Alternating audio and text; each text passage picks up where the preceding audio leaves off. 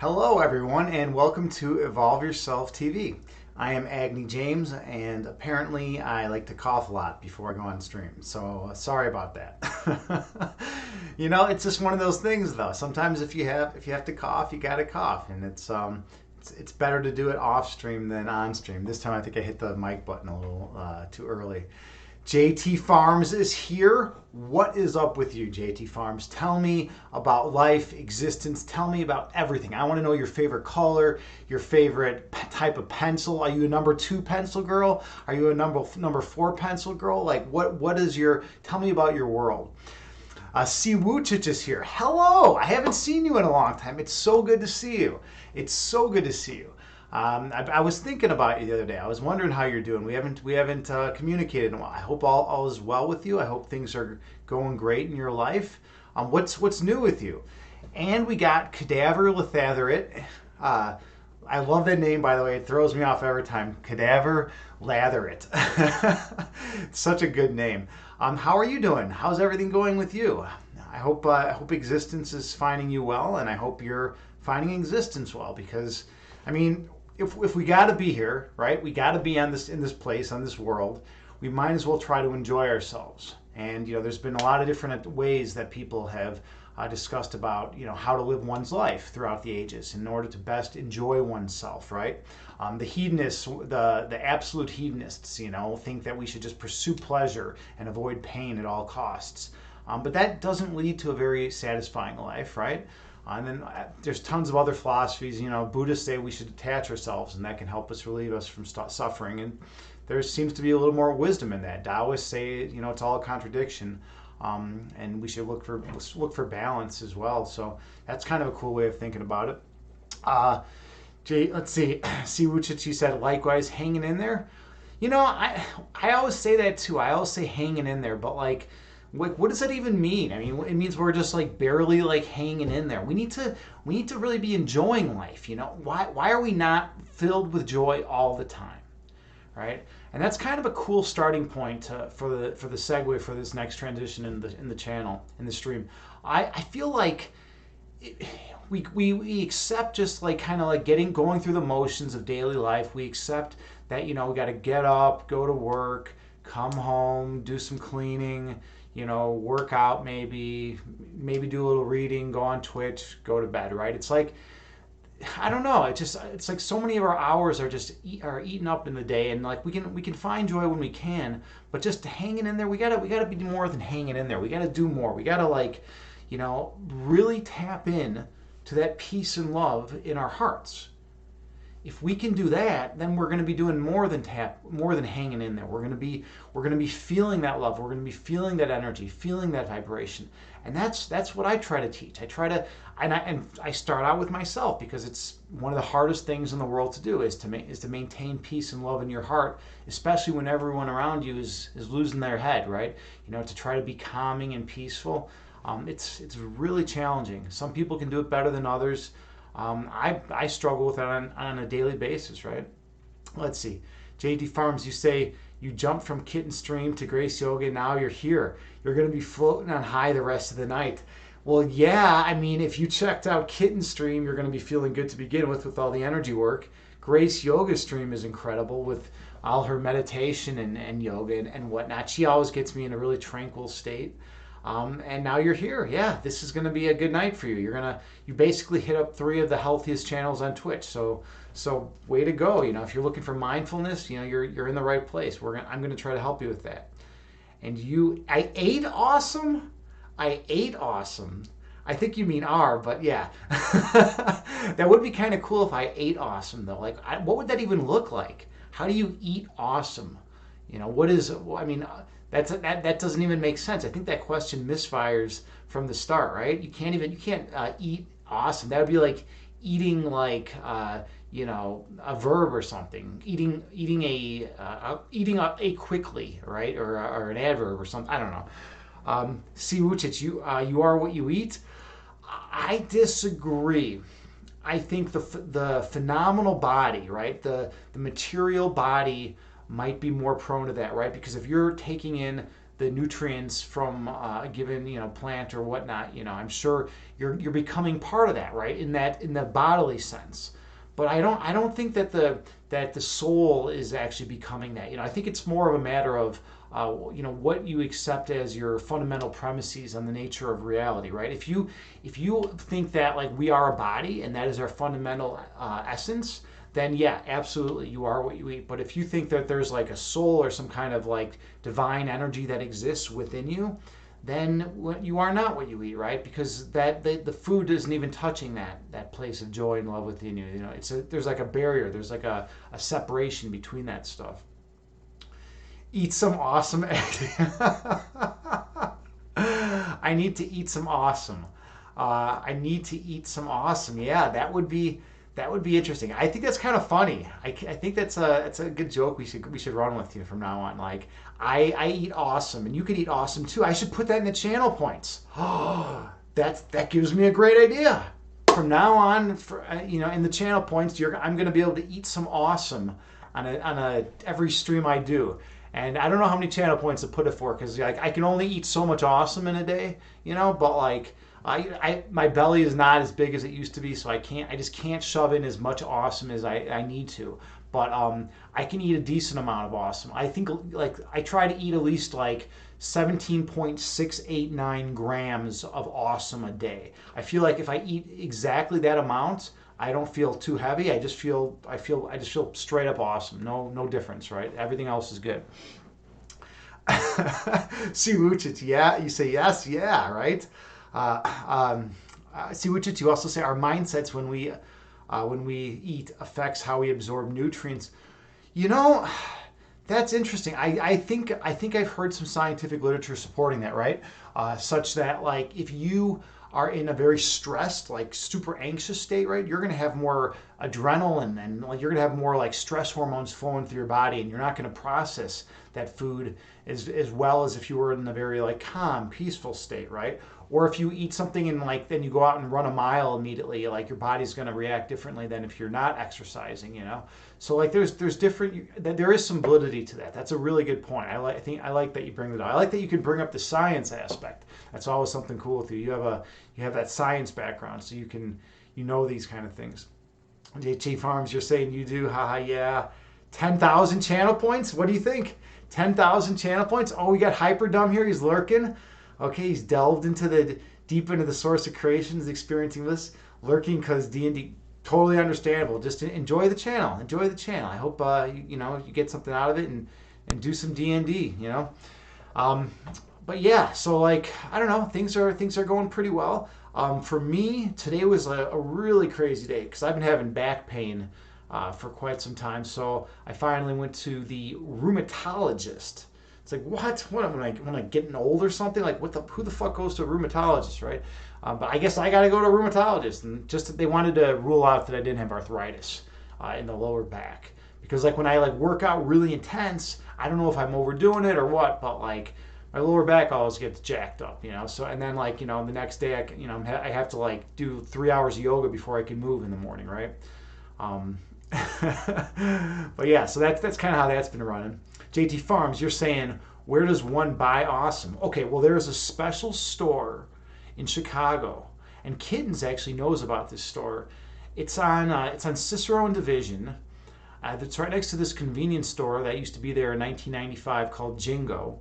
And this store sells awesome. It sells it like in large quantities. You can buy like a huge quantity of awesome. So I typically go and I'll buy three to 8 pounds of awesome, depending on the price, because sometimes they discount the price a lot. And then you can buy a lot of awesome for cheap, and that's even more awesome, right? Then the awesome gets even awesomer, or more awesome. Awesomer? Is that even a word? It sounds like a dinosaur. An awesomer. Couldn't that be like some type of dinosaur? Am I the only one that thinks that an awesomer would be like the best type of dinosaur? I think, or an osteosaurus, a gossamer, awesomer, Adam Yogi. Yeah, right. A gossamer, awesomer. I don't even. This is getting crazy. We've delved deep into the realm of the absurd. Albert Camus would be proud of us right now. We're going into the absurd. We're confronting it head on. All the French existentialists, in the early to mid 1900s would be loving what we're talking about right now. Yeah, the Gossamer Osmer. You love the absurd Siwuchich. Well, you know what? You love the absurd because you are a David Lynch fan. There you go. I've never met a David Lynch fan who does not love the absurd.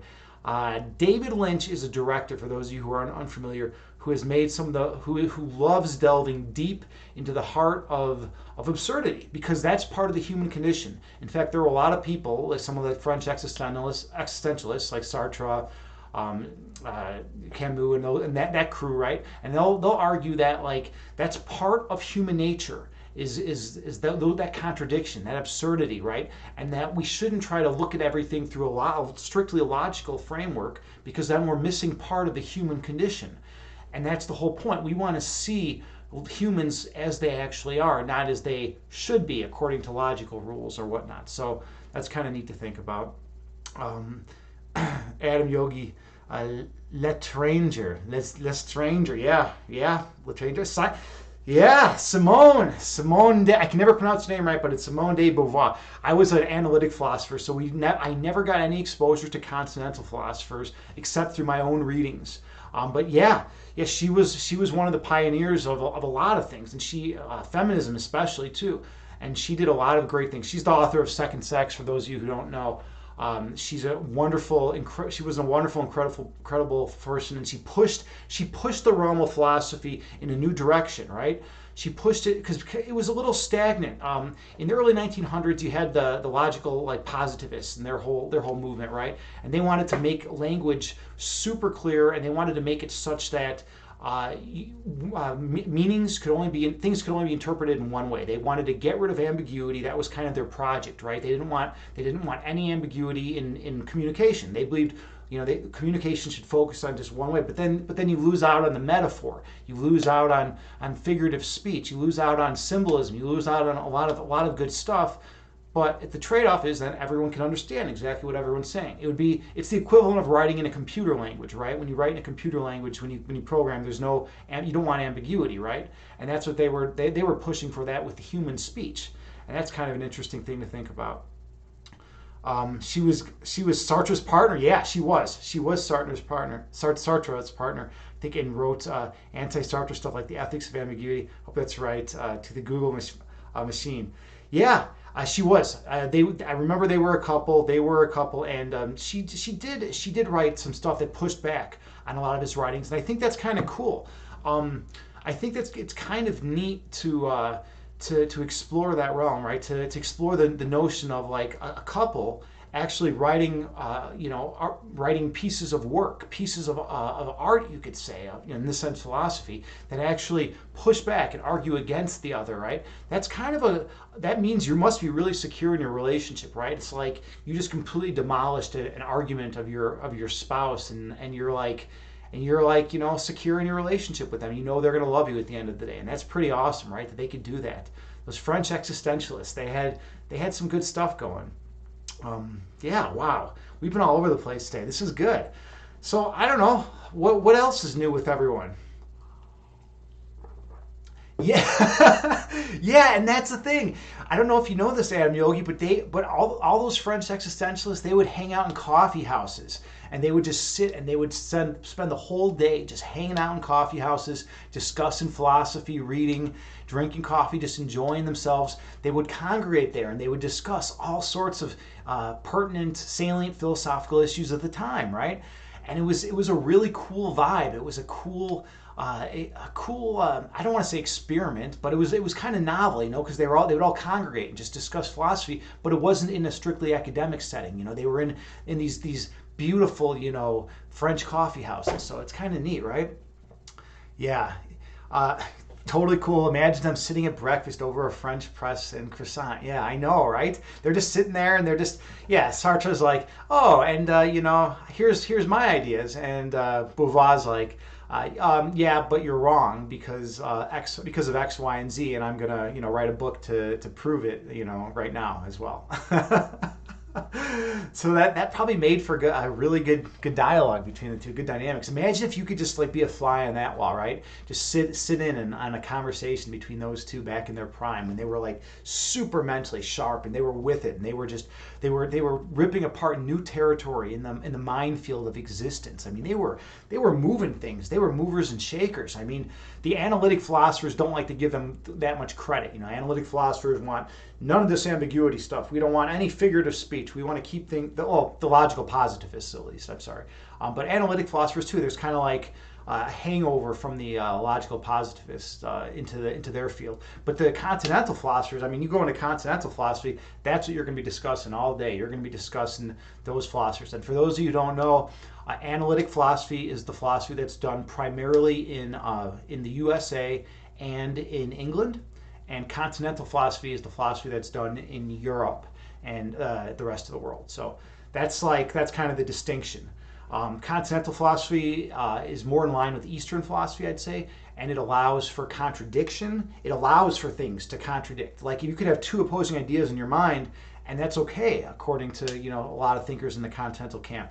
Analytic philosophers are going to say, no, if you have X and not X in your mind, then that's going to create cognitive dissonance, and that's not okay. That's going to create all sorts of psychoses and problems with us, and we need to. And the human condition is not about the contradiction. It's about consistency. It's about logic. It's about pureness of thought, and that's what they're gonna argue. They like analytic philosophers want to put everything in premise conclusion form, where you have a few premises stated, then you have inferences drawn from those premises with proofs, and then you have the conclusion, such that a sound argument is one which, if the premises are true and the argument is valid, such that all the inferences are valid, they make sense, they're logically entailed by the previous one, then the conclusion must be true.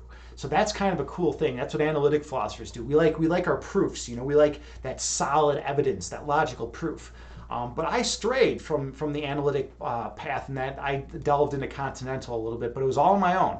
Other than one undergraduate course I took along the way, but all the rest of it was just kind of me reading books and saying, you know what, this kind of stuff is interesting. I should explore this. I should explore this more. Let's see. JT Farms, you said that sounds like a beautiful way to be in a relationship. To push back but allow love to reign true. Yeah, right? Can you imagine trying to separate that?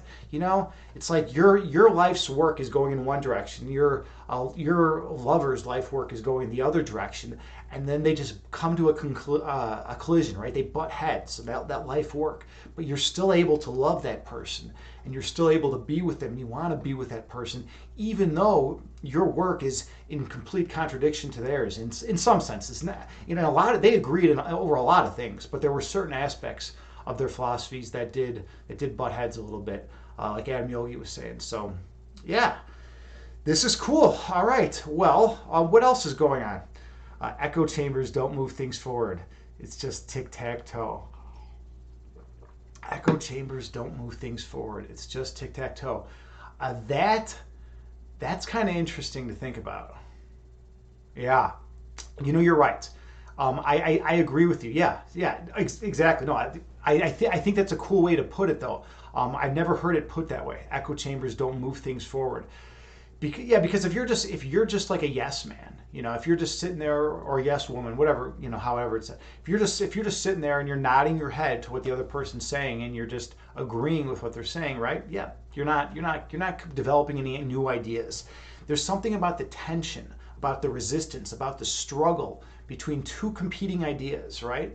Such that the right one should hopefully win out in the end.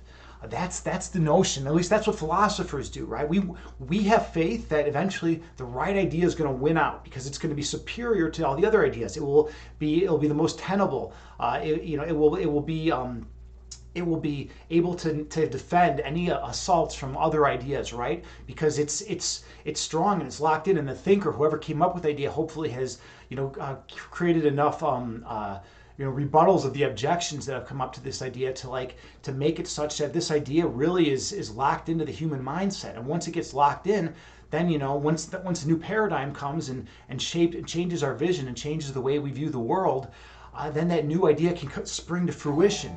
Hey, Adam Yogi, thank you for the subscription. Thank you so much, brother. Much appreciated. That's awesome. That is really awesome. All right, well, that I'm super, super grateful. Namaste for that. Awesome.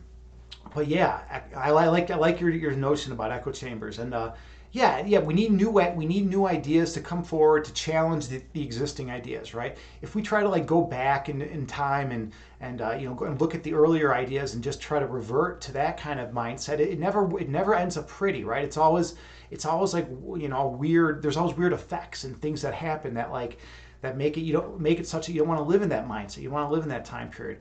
I'm a big chess player. I play professional chess. That's my thing. Like I'm a chess instructor. That's what I do for a living. That's my thing. And so chess is a game of ideas, right?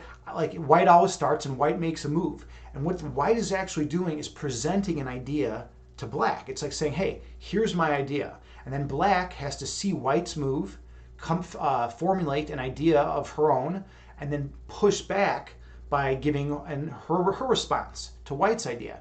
And then white has to respond with another idea to black's idea and give white's own idea in the same time. So chess moves the same way as like a philosophical argument where you have one person, making a point, then you have a counterpoint, counterpoint, right? And it just kind of it makes you have to refine your argument over and over and over, just like in a chess opening, right? You refine it over and over throughout the years until you know what is objectively the strongest opening. You know what opening is going to hold and is going to be the most solid. And the cool thing about that is then those chess openings are used and expanded upon by thousands, by tens of thousands of other people, right? And then you can go deeper into the variations.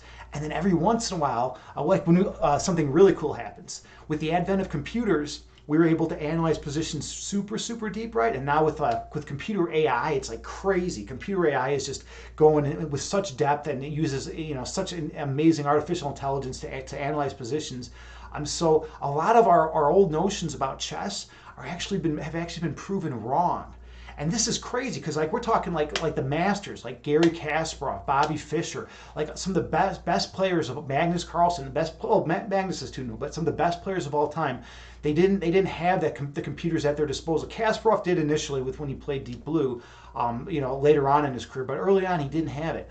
But what they found is that D4 for white is actually stronger than E4. E4 is moving the king's pawn 2 squares forward, right? And that was always considered best by test. All the serious chess players, would typically play E4 in their tournaments. Hey, Imbalanced Physique is now hosting my stream with one viewer. Thank you so much, brother. Anyone who has not checked out Imbalanced Physique, go check him out. He's a great streamer here in the fitness and health category on Twitch. The guy is incredible, just one of the nicest, most genuine people you'll meet. Check him out, give him a follow. In Balanced Physique, we're talking a lot of things right now. We're talking about philosophy, we're talking about spirituality. Just hop on in, man, hop on in. But yeah, we're talking about chess too.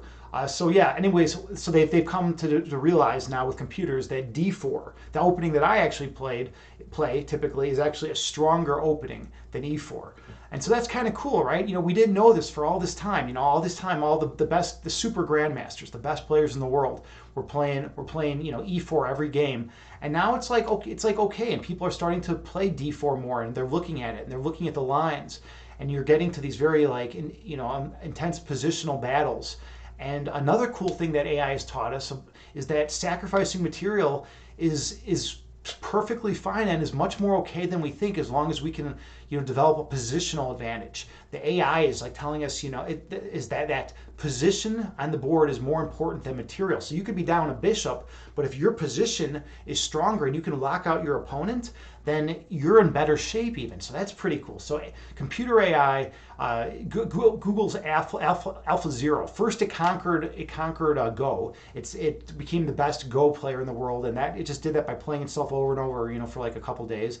And then it conquered chess and became the best chess player in the world just by playing itself over and over for I think like 9 hours It was like the best player in the world. It was better than any of the best grandmasters in the world. And then like a couple days later, it was better than the best chess engine that had been built up to that time. So that's pretty cool, right? You have like all these chess engines that are actually even processing information and processing the move orders, at a much higher rate. I think something like 100 billion calculations per second, right?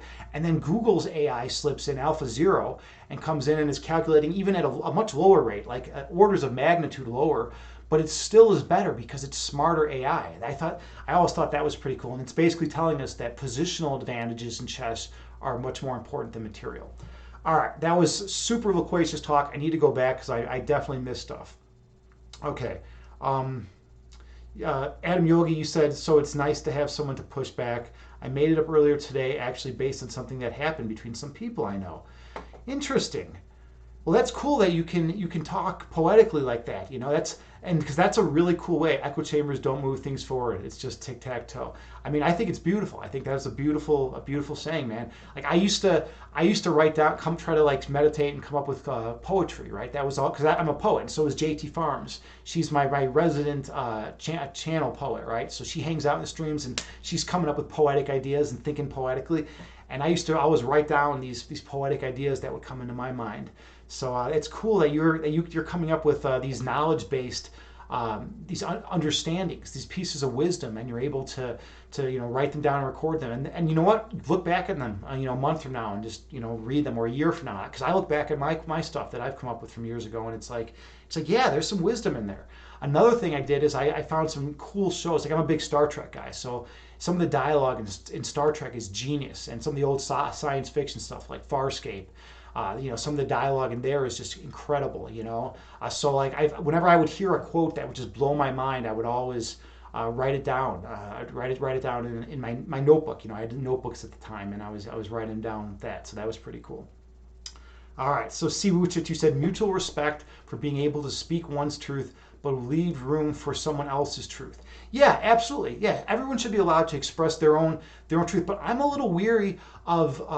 Not weird. I'm a little leery of people talking about speaking one's own truth. Right. This is something that is, I think, has gotten very loose in a lot of holistic circles, and we have to be very careful about, because there's such a thing as capital T objective truth, and then there's such a thing as our subjective truth. Right. So capital T objective truth is truth that would exist even if human beings didn't. Let's say there were no human beings anywhere on the planet. There's still this capital T notion of capital T objective truth. So when someone is trying to speak of capital T objective truth, that's different than speaking their own truth, right? Their subjective truth, like maybe like their internal state, or how they feel, or an intuition they had, right? And that's a really important distinction that needs to be made, right? Because once those two truths start getting conflated, we have all sorts of problems in communication. We get a lot of ambiguity and vagueness. Vagueness is more of a problem than ambiguity, to be honest. But okay, let's see, what else do we got going on here? JT Farms, you said, requires so much ego to be in that mindset, it seems, but I know nothing about philosophy, so my thoughts and feelings may not be accurate. So it requires so much ego to be in what mindset? To be in which mindset? I'm not sure which context you're referring to. It requires so much ego to be in that mindset, it seems. But I mean, you always say something wise. Don't worry about not knowing anything about philosophy. You know plenty about philosophy. You just don't know academic philosophy, and that's another big thing another big distinction that needs to be made. There's a big difference between being a philosopher and being an academic philosopher. An academic philosopher is one who's well versed and has read all the great classics. Has read Plato and Socrates, or read all Plato's writings about Socrates, and has read all the Being in Time and all the great works for the classics. From the French existentialists, prior to that to Descartes, Spinoza, all the 20th century analytic philosophers. We got Russell and that crew, and then the new guys. The philosophy of mind guys like Chalmers and all that crew, right? So like we have like this academic notion of philosophy, and then we also have like the street philosopher, right? There's people with so much wisdom that are just hanging out in the street in big cities, and they're philosophers because they've experienced so much. Some of these people have lived like have so much, and have really got to feel what it's like to be ingrained in these. Or just feel what it's like to be like to absorb all this information and then to give it back to the people that they encounter. So that's another important thing to keep in mind. Let's see, what else do we got going here? You'll share another one from my book of thoughts. Delta Airlines is the best philosopher of the current era. Help yourself before helping others. You know what? Help yourself before helping others. Absolutely, right? Because how can you, right? How can we help ourselves? How can we help others if we haven't helped ourselves, right? If we are in an emotional wreck, if we're in a very volatile emotional state, it's like, how are we going to find the love and compassion and patience to be able to sit with another human being and to be able to really hear what they have to say and to be able to feel their feelings and just kind of know where they're coming from, right? If we're stressed out, if terrible things are going on in our existences, then of course, we're not gonna be able to be as kind and loving and compassionate with those around us as we could if we're in a centered, peaceful state, right? A really important thing to note is that it's easy to be in a calm, peaceful state. It's easy to be nice to one another when you're in a calm, peaceful state, right? When you feel great, it's super easy just to say hi to people and be good and be calm and nice and pleasant, right? But if you're like in turmoil, if you're in a state of inner turmoil, trying to be nice to another being is so difficult, right? Whether it be like physical illness or mental illness, right? Or emotional distress, right? Whatever kind of or pain you're in, if you're in a lot of pain, it is so difficult to muster up the fortitude, the mental fortitude to be able to give love and joy to people around you, right? That's definitely an interesting thing to think about. See, Wuchit, you say, thank you for the clarification, Agni. Oh, well, yeah, absolutely. No problem. That's just an important distinction to make there. I go to a lot of, I've been to a lot of holistic gatherings because, I'm a meditation guy, right? Meditation guys go to holistic gatherings. You typically at the holistic gatherings, they don't talk as much about science, but their hearts are all in the right place, right? They're like, they feel it in their heart. They're able to tap into it. It's some of the best people I know. They're loving, kind, compassionate people, but they're not, very analytic and scientifically oriented, right? Which is fine. That's perfectly fine. But it's important to keep that scientific understanding in the picture as well. You want both. You want the left brain and the right brain thinking. You want the full brain being used. You don't want just one side, just the artistic side or just the analytical side, right? And I think that's how I think it is with life in a lot of ways, right? Whenever you combine two disciplines, whenever you combine things, a lot of times you get a lot of great benefits because you get the best of both worlds. Now the question is, can you make them compatible? Sometimes you can't always make two systems of thought that have competing beliefs compatible. Sometimes you can. There's moves you can make. The continental philosophers have a whole toolkit of moves that they make that can make contradictory ideas exist at the same time within a given mindset. Let's see. So that clarification. It's just an important distinction to note because I hear it in the holistic circles about your own truth, right? You got to be really careful. Like I would like it much more if people said your opinion or your what resonates with you, right? Because if you say what resonates with you, then people understand what you're saying.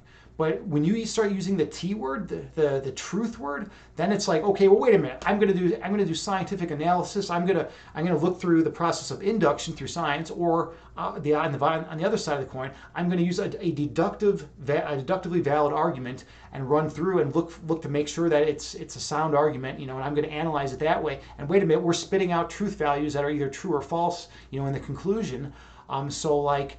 That's the way we're judging for truth. So when people start talking about truth, you don't want to think about it in that sense, about their own personal truth. You want to think about it in the sense of what resonates with them, not what is like just objectively true apart from humanity. And then let's see, JT Farms, you say fighting each other on who is right and who is wrong. Oh, okay, I see what you're saying. Yeah. When it's to maintain to maintain like your sense of balance and calm, and to not let ego get in the way, is so difficult. Yeah, especially when it's someone you're strongly emotionally attached to, right? But if they have a better idea, I mean, it's tough, right? It can be tough to say, hey, your idea is actually, superior to my idea. Let's go with your idea. Let's run with your idea for a while because I like it, because I think it makes more sense, right? A lot of times we say we want to win the argument, right? We want to win out at the end of the day. And it's like, what is winning an argument? What would you rather have at the end of the day? Would you rather have feelings of kindness and love and compassion for the people around you? And would you rather have, make an impact in the world in that sense? Or would you rather win? Like, what are you winning? What are you winning when you win an argument? You're not winning anything. You're just, I don't know. It's like some ego. It's like some weird ego device, that's like set like to like make you feel like you're actually gaining something, but you're not. You're not gaining anything. It is whoever judges whose idea is better. Yeah, right. I mean, and that's what a lot of the sophists were doing back in the day in ancient Greece, and this is what the philosophers had trouble with, right? Because sophists were big into the art of rhetoric, like politicians, like present day politicians, right? Present day politicians are all about winning arguments, right? They want to win the debate, they want to win the election, right? That's what they're all about. They don't care about arguing in a very structured, logical framework. They care about saying things that are most convincing to the general public, to whatever base they're trying to convince, right? So when politicians argue, it's just rhetoric, it's sophistry. And so there has always been this. Philosophers are very anti-sophist. We don't like sophistry. And we want to follow the chain of reasoning such that we can point out any fallacies, right? Because you'll see it all the time. And you know what? A lot of people will say it's just on like one side or the other side of the camp, of one camp or the other camp. It's in both camps. There's sophistry being used in both camps by politicians, and they use it to try to win their arguments, to try to win the debate, and that's what's important to them. Let's see, what you're saying about winning is why I've been questioning if truth even actually matters. That's a very good question. Hold on for one second with that. I want to jump into that in 1 second, but I want to get to JT Farms' thing real quick first. Who judges whose idea is better? Is an endless human fight. The world in chaos. Yeah, right. And that kind of is, right? The world is in a very divisive mindset. And I know I'm not the only one saying this. Not everyone, but most people are saying this, that the world is getting more polarized, right? And I'm all about unification. Fuck polarization. Let's bring people together. Let's detach people from their ideas, because people have this problem where they start thinking that whatever ideas are in their head determines who they are. And that's not true, right? Because and I can give you proof, right? Look at a relativism, right? So the ideas that you had when you were 5 years old, right? That's a completely different belief set than the ideas that you had when you're 10 years old. And the ideas that you had when you're 10 years old are completely different, were supplanted by vastly different ideas when you're 20 years old. And when you're 30 years old, the ideas you're going to hold then, that belief set is going to be drastically different. So your deeper kind, your essence is not your beliefs, right? It's not the sum total, it's not the set of beliefs that you happen to possess at any given time, because that's ludicrous, right? Because that would mean that every single time you change one belief, right, no matter how small it is, you're a completely different person. No, I don't think that just doesn't make any sense. It's pretty incoherent to think that, like, hey, wait a minute, I like raisins now. Oh, you're a different person. I'm no longer Agni James because I like raisins all of a sudden. It's like, that wouldn't make any sense, right? So there's something deeper. There's something deeper that is our essence, that is our being. You can call it a soul, you can call it an energy. You can be agnostic about it. You can say, well, maybe there is, maybe there isn't. But the evidence supports that there's probably something deeper, that we're more than the sum collection of our thoughts. Adam Yogi, now you said something really interesting a minute ago I really want to get to. So you said, what you're saying about winning is why I've been questioning if truth even actually matters. Yeah, right. It's in this current, I don't know where you live, Adam Yogi. I live in America. I'm from Chicago. And in the current socio-political climate, what seems to be matters, what seems to matters in this world is simply winning the debate, right? Winning the election. It doesn't matter what dirty tactics you use. It doesn't matter what fallacies. People are throwing informal fallacies out left and right. You constantly hear it. You constantly hear the fallacies. You can look at the breakdown, a politician's speech after their speech and read the transcript. That's what I've done at times, and it's just like, oh, fallacy, check. Fallacy, check. You just get out the red pen and you're fucking checking off, fallacy after fallacy. But they're convincing to people, to the general public, who's just like, oh yeah, that sounds good. That sounds like something I would think. I like this guy. This guy is a good guy, right? But it's like, no, it's not good logic. It's not good reason, right? So yeah, it does. And you just wrote a paper titled about sophists, entitled "Who Gave Sophists a Bad Name?" I thought it was clever. Who gave sophists a bad name? That's great. Adam Yogi, so you're into philosophy then, huh? Are you a philosophy teacher? Are you a philosophy student? I mean, that's cool that you're into philosophy, and I like that. Who gave sophists a bad name? Well, you know who the most famous, I mean, if you know about sophists, Gorgias, was the most famous sophist. And he was famous, this was like 2,000 years ago in ancient Greece. He would travel from city-state to city-state, and he would go up on the podium against whoever their biggest expert in whatever field it was, and he would debate that person. He would debate that person in front of the town, in front of the village, and Gorgias would win every debate. In fact, he was such an exceptional figure that Plato actually titled one of his books after Gorgias. And but anyways, he would be able to win debates against their best poets or philosophers or scientists of all the different fields, because he mastered the art of rhetoric. He knew how to sway a crowd. He would be like the perfect politician, in present day, the world, right? Because he mastered the art of rhetoric, and he knew what people wanted to hear, and he could give that to them, even if it was lies, even if it was, not truthful statements.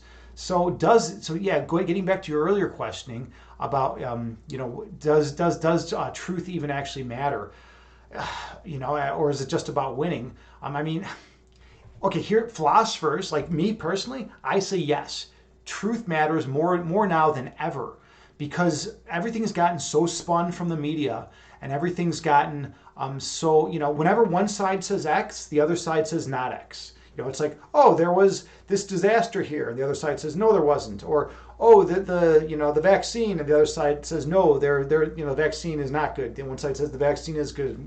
There's all these conspiracy theories out there. There's all this weird stuff. It's like there's been a complete epistemological nightmare that's gone on in the last like 5-10 years, in which people now just can say whatever, whenever someone says a truth, something that actually is a fact, the other side can just say, no, that's not the case. And then it's really weird. Does truth even matter anymore? It matters to me, and I think there's fundamental value in truth. There is intrinsic value in capital T objective truth, and the pursuit of truth, for that matter. So if you're just spouting off bullshit, if you're a bullshitter, by the way, there's a whole philosophy called the philosophy of bullshit. I recommend everyone to check it out if you want. It's kind of interesting. A lot of philosophers have put in a lot of time and thought and energy into the concept of what is bullshit, right? And they've come to the conclusion that bullshitters are more dangerous than liars, because bullshitters don't have any respect for the truth. They don't care about the truth at all, while liars at least know where the truth is, and they try to hover around it. So they say that bullshitters are like more pernicious to the mindset of humanity. About Gorgias, Adam Yogi, awesome. And then he also said the paper was quite a while. Yeah, but that's still pretty cool. That's cool that you wrote that paper. I was trying to get lined up in this chair, and I feel like I never can do it right. It's weird. It bothers me a little bit. There we go. All right. Hyper dumb. You're saying fallacies are basically lawyer speak. Knowing how to speak in a way that will sound persuasive, tapping into mental shortcuts, because who listens to philosophers and logicians? It's true. But the funny thing is, man, philosophers like me, I'm an analytic philosopher, I'm throwing my hands up. I'm like, hey world, look, here's all the fallacies. Here's where it's all wrong. Look, the whole thing you just listened to was bullshit. This is not right. And then the world's saying, fucking philosopher, we don't care. We don't care, man. We want to vote for the guy who we want to drink a beer with. And we're like, no, there's inherent value in truth, man. We're trying to improve the world. We're trying to make a better city state. We're trying to improve the nation, right? We're trying to make people want to love one another and show more compassion for one another, right? That's what we're trying to do here. And people are like, no, it's about winning. It's about winning the debate. And we're just, it like crushes our hearts. Hyperdom, it does, man. It hurts. It literally hurts. And you're a poli-sci guy. You know how it is, right? If it hurts, though. It hurts the philosopher because we view truth as the highest good. The pursuit of truth, the pursuit of wisdom, the pursuit of understanding has so much intrinsic value in it to us that it's like we're shedding tears every time we turn on the nightly news and have to hear the debates. I mean, it's a sorry state of affairs, right? But that's just the nature of the game, right? People have this, some people have this really strong greed impulse, and they want to try to win and get more and do whatever and win at all costs. And it's like, dude, if you're gonna use dirty, cheap tactics to win, then you know what? That stain is on you. You're selling your soul, for the machine. To what? To get more money? Think about it. At the end of the day, everyone wants happiness. That's all that people want. We just want to be happy. And no one knows really how to be happy. Everyone's always looking to try to find ways to be happy. And like I live in America, the American dream, and our marketing is spilled over into the rest of the world, is that the more money you have, the happier you are. So it's such that I guess if that's the case, Jeff Bezos and Elon Musk are two of the three wealthiest, or happiest people in the world. But that's not the case at all. I could argue that it's the Buddhist monks at the monastery down my street are way more happy and way more peaceful and satisfied, right? But anyways, people are always trying to find different ways to be happy. All right, so we look in the external world. Everyone's looking out there. They're saying, if I could just have more money, then I'd be happy. If I could just have that house, I'd be happy. If I could just have that car, then I'd be happy, right? People look to external things for their happiness, right? But that's not, they're looking in the wrong place. You gotta go in. You gotta go into that source of creation that exists within you. If you go deep in there, if that's the area where you explore for happiness, then you'll find it. And that's worth more than all the money in the world.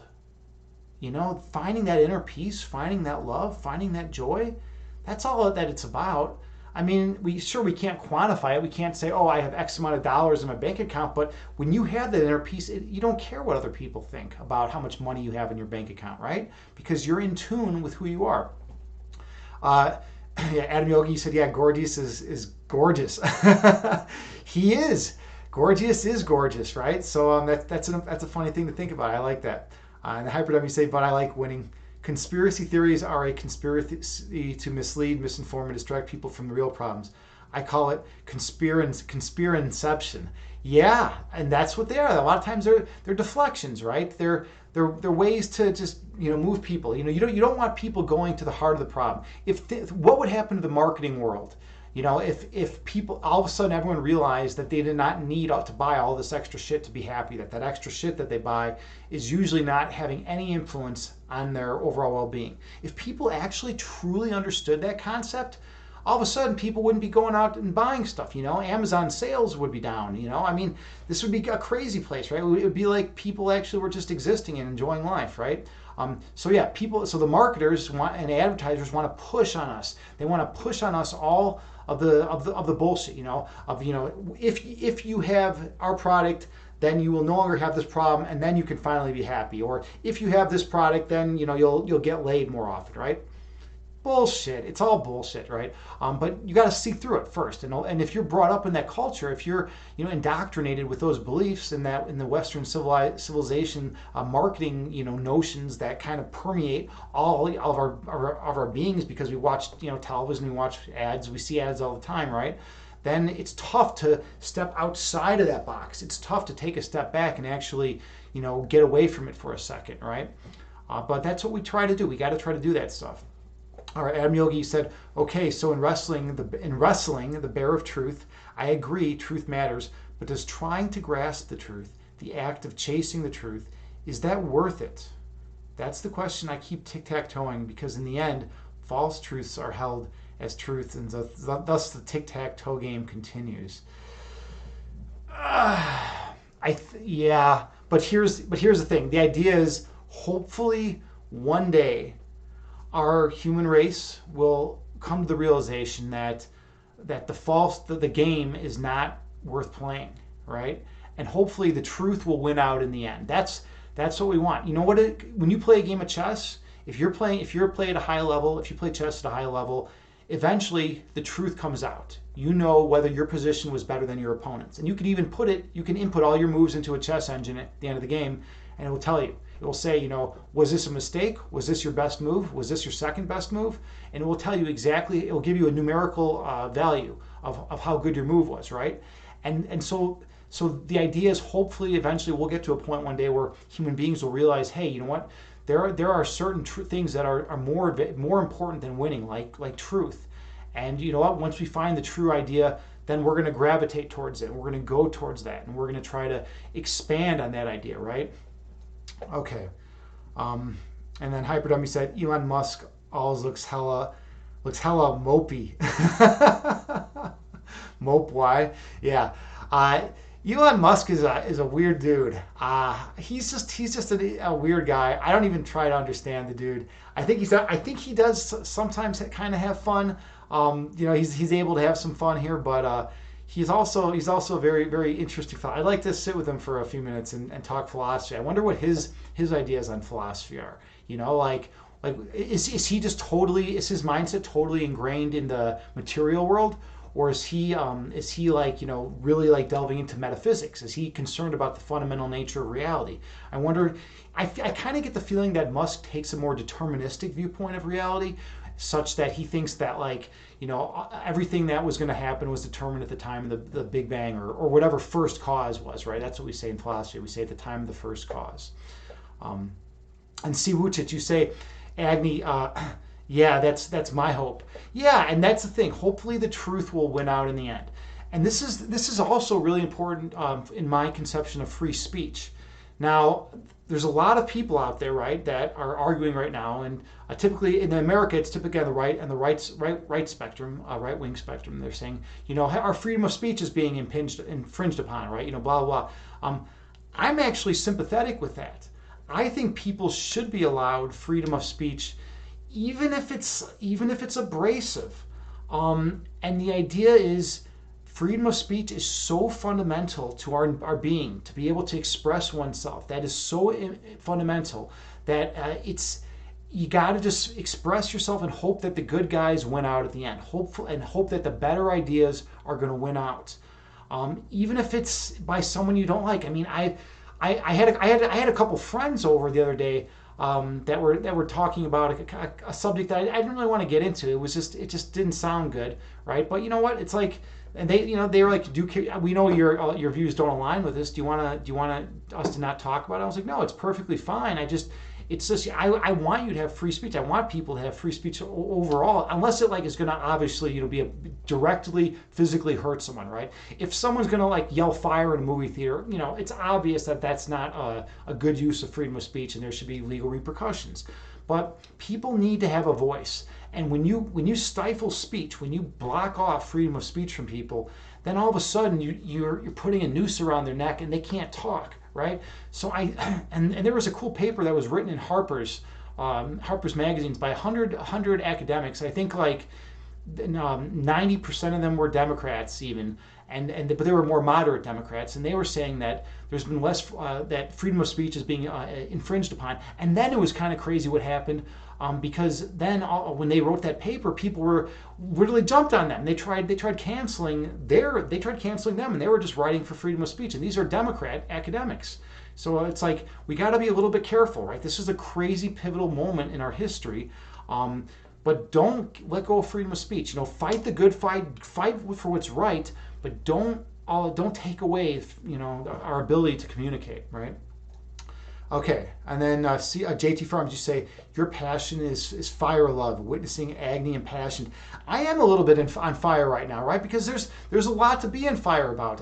The way they've divided us, the way they've made us, not being able to, communicate with people. I mean, one of my good friends, my good friend Stephanie and I were having a conversation a couple months ago. And we're from Chicago, which is a very, very democratic, leftist place to live, right? And in Chicago, one of my friends, her parents, who live in more rural Illinois, are Trump supporters. And she's a Democrat, but she lives in Chicago.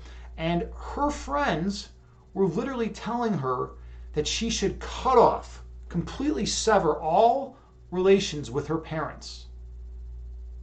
And why? Why should she sever all relationships with her parents? Because her parents voted for Trump. What the fuck? Are you kidding me? Because you have different political views than your parents, you should no longer love your parents? You should no longer have any feelings towards your parents? You should cut off all ties with them?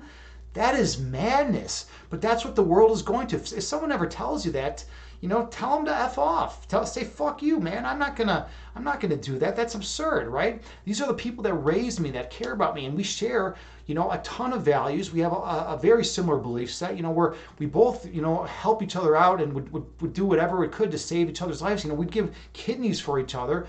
But just because we have different political views doesn't mean we can't unify and still be on the same page. And that's what we need to work on. We need unification. Okay, Adam Yogi, you say, Elon lives in a house still. I saw that. That's only $50,000. I saw that. That's crazy. That's his main residence. They said he has one other residence, but it's almost never used. I think it's just used for functions. If he has to have some kind of formal function at his house or something. But yeah, his main residence that he lives in every day. This is crazy. Anyone who didn't know this, yeah, Elon Musk, the richest guy on the planet. Well, I think him and Bezos, flip flop and teeter totter for it, right? But Elon Musk, lives in a house that's $50,000 because I don't think he's super concerned about the lavish plush lifestyle. I think he's just more into doing his thing and creating his creations. And if you're as smart intellectually as Elon Musk, I mean, I would devote all my energies to that, right? Because that's where you can make a difference. Maybe we should start doing multi-planetary, escapades out there into the world and actually go out in there and experience, try to set up colonies on other life. Who knows? But you know what? At the end of the day, he made the money. He can do what he wants with it. So you said, Adam, so I guess that might mean he's not so materialistic. Yeah.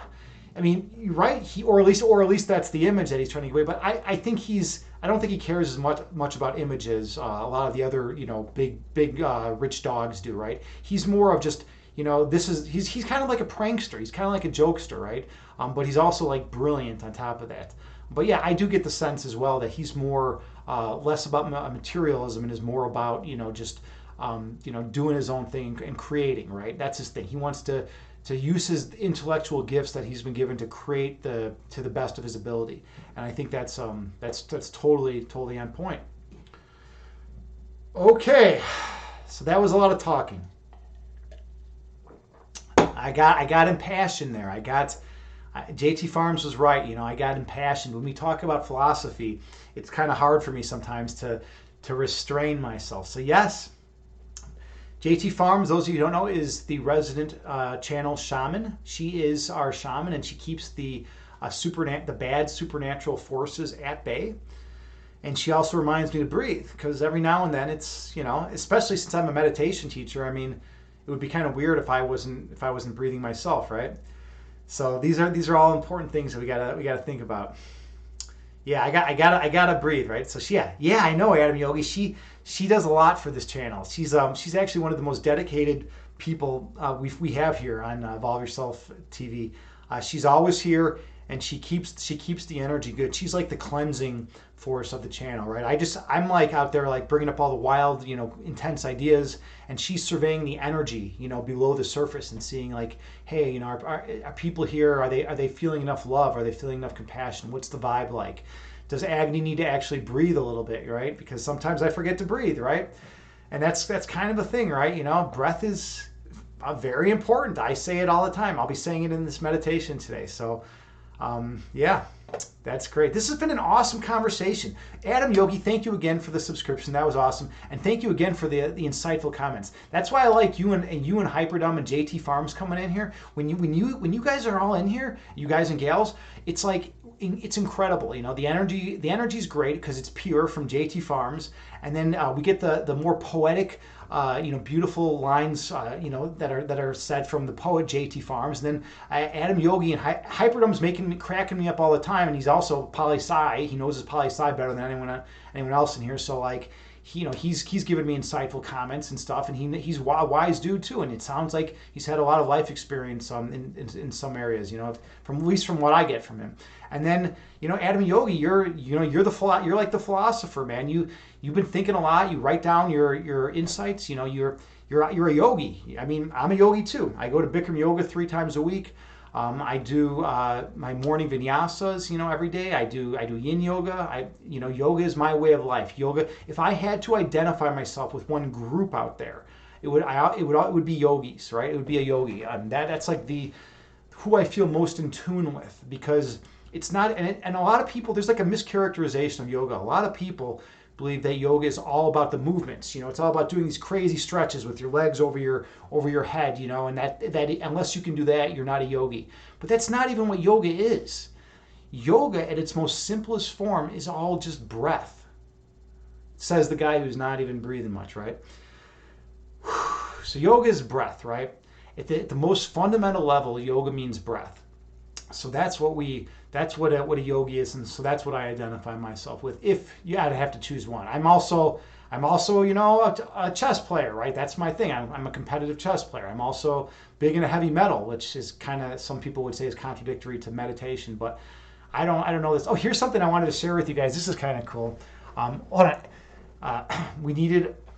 Oh, let's go back to the chat real quick before we get too distracted. Adam Yogi said, well, thanks, JT Farms. Yeah, for cleansing the energy. We needed a home and you provided it. Thanks. Oh, well, thank you, Adam Yogi. Adam Yogi, you're a metalhead? Dude, that is so awesome. I literally used, like, for the last 15 years, I'll go off into like the woods, like at night. I'll just like travel off into like a forest preserve, and I'll just put on headphones and I'll just sit on a log and I'll meditate to like intense metal. I'm big into avant-garde Norwegian metal, like bands, like old school bands, like Arcturus. I mean, they're still around, but they're not in their prime. Like all Dimmu Borgir, all the like the old school metal. Immortal. Those guys, they do something to my soul, and it makes me feel so like alive. But then I do it while I'm meditating, and it's crazy because you got these people screaming into your ears, right?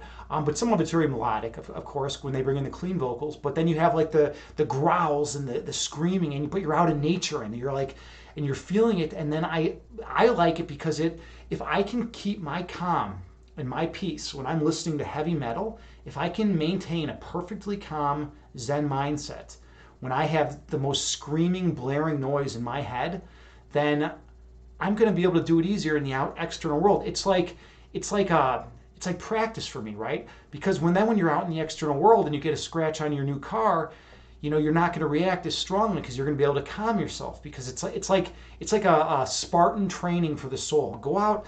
I recommend that to anyone. Go listen to heavy metal and sit there and try to meditate and try to just not allow it to affect you at all. And it's a cool experience. It's kind of militaristic in that sense. It's very it's just very it's a challenge. It's such a tough challenge, but if you can do it and if you can be successful with it, then you can go off into the world and be at peace without, even though there are so many distractions in the world, right? And that's the goal, right? We want to be peaceful, loving creatures. We want to give compassion to people. And there's always going to be ego distractions. There's always going to be people saying you need more of this, you need more of that. There's going to be people judging you and criticizing you and yelling at you and attacking you, unjustly, right? And we need to be able to look at that person, look at that attacker, and say, I understand that you feel that I've done something wrong or that you're upset. I understand that, and I respect that, and I know what it's like to be upset and to feel unhappy and whatnot. But I still feel nothing but love for you, right? And I'm not talking about don't defend yourself. They're physically assaulting you, right? I'm talking about if they're verbally just criticizing you and attacking you in that way, right? You go with it. You try to be true to yourself. You try to be true to the nature of the universe, and you just go with it, and try not to allow other people's judgments to cloud your mind, to affect your overall being, right? And then you said, I've seen Meshuggah. Yes, I have seen Meshuggah. If I recall, this was a long time ago. They performed with one of my other favorite bands, Tool. I used to really love Tool back in the '90s. That was like I don't know if you know much about Tool, but they revolutionized the whole music scene because they came off real hard with Opiate and then Undertow, right? They were like, really like growling and intense with, especially with Opiate. But then with Undertow, they were still growling and rough, but they were also like much more gentle because Maynard James Keenan has that, very, very melodic voice. And then they kind of just evolved into this spiritual band that's like really profound and has some deep insights. And then Maynard just created, two other bands, Perfect Circle and Pussifer, and then went off and started making wine, in his wine vineyard. But anyways, I believe they toured with Meshuggah, and I saw them in Chicago at I think it was either the Aragon Ballroom or the Metro. I can't remember where, but it was years ago. And I think that's where I saw them. If not, it might have been Ozfest. I can't recall exactly, but I want to say they toured with Tool. You saw Tool at Ozfest. Yeah, Tool was at Ozfest in 1998. I was actually at that show. Tool was at Ozfest. That was a cool. So that was the one where it went Megadeth performed right before Tool, and then it went Tool.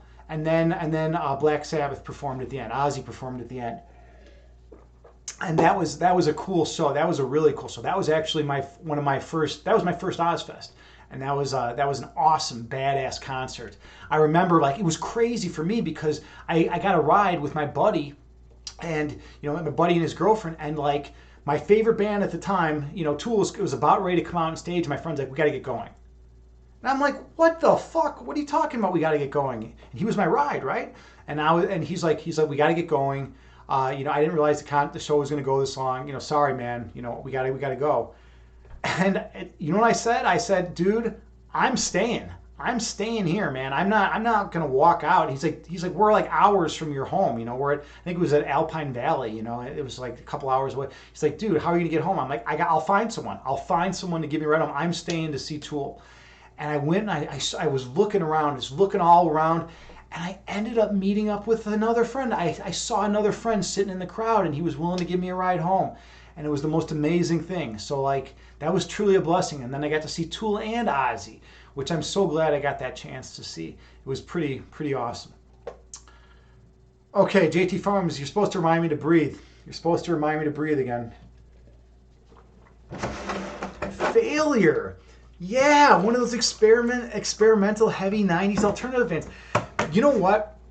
Okay, to be perfectly honest, I don't remember any of their songs. What I do remember though is that the metalheads that I was friends with back in the day were big into those guys. They had a lot of they basically had street cred. They had a lot of respect. I should go back and check out some of that. Check out Failure, because I remember always hearing about them, and I remember that people talked with very high esteem about the band. But I don't remember anything about. I never actually heard them much, or maybe if I did, I don't remember. That was a long time ago.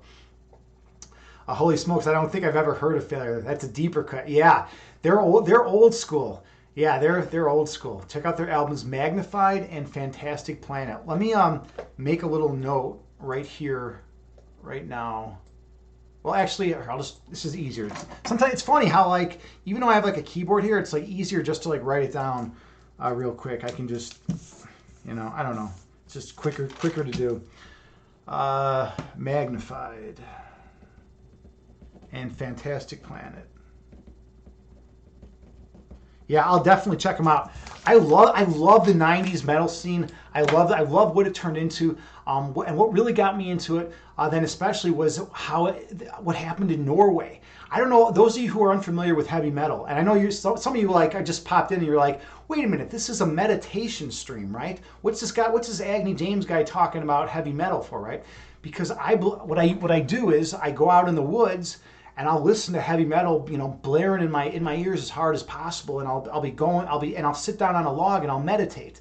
And the idea is, if I can be at perfect peace with metal blaring in my ears, then when I'm out in the world, I can show more love and compassion and not lose my cool when minor things happen to me, right? Because I have a tolerance built up. So that's why we're talking about metal.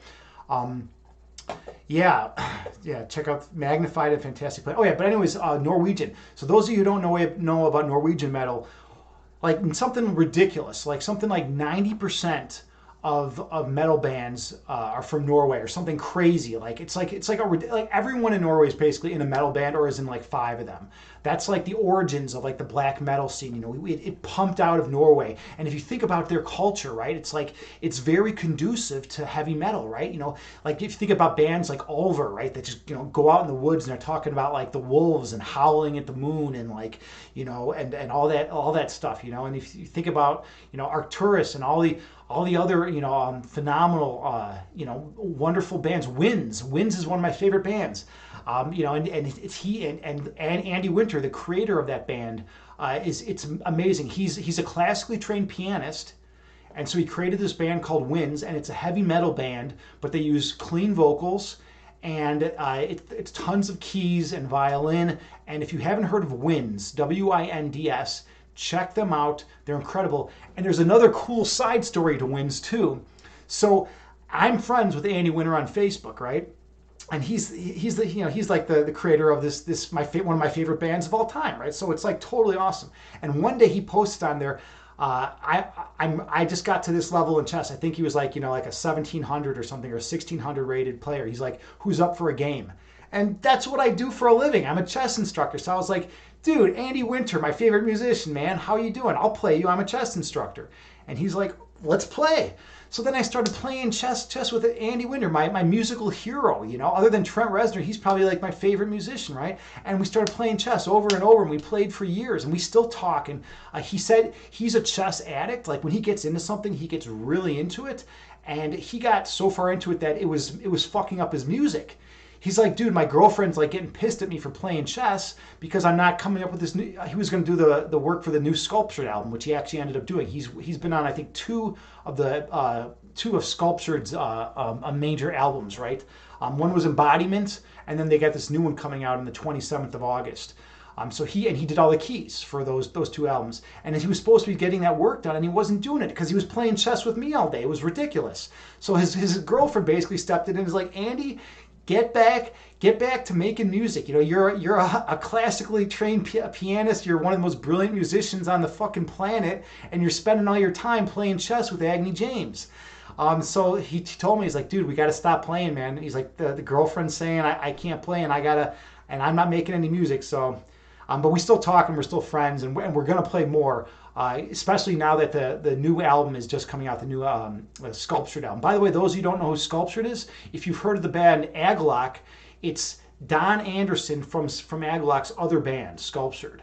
And they're like a really cool, unique band. Like Don Anderson would, when he was, and Walton, when they were talking about the differences between Aglock and Sculptured, they said if you can take Aglock and you can, I always do this with my hands. I never line them up perfectly. If you take Aglock and compress it into like a much shorter period of time, like a shorter duration of time for the notes, then you get Sculptured. It's like a time compressed version of that.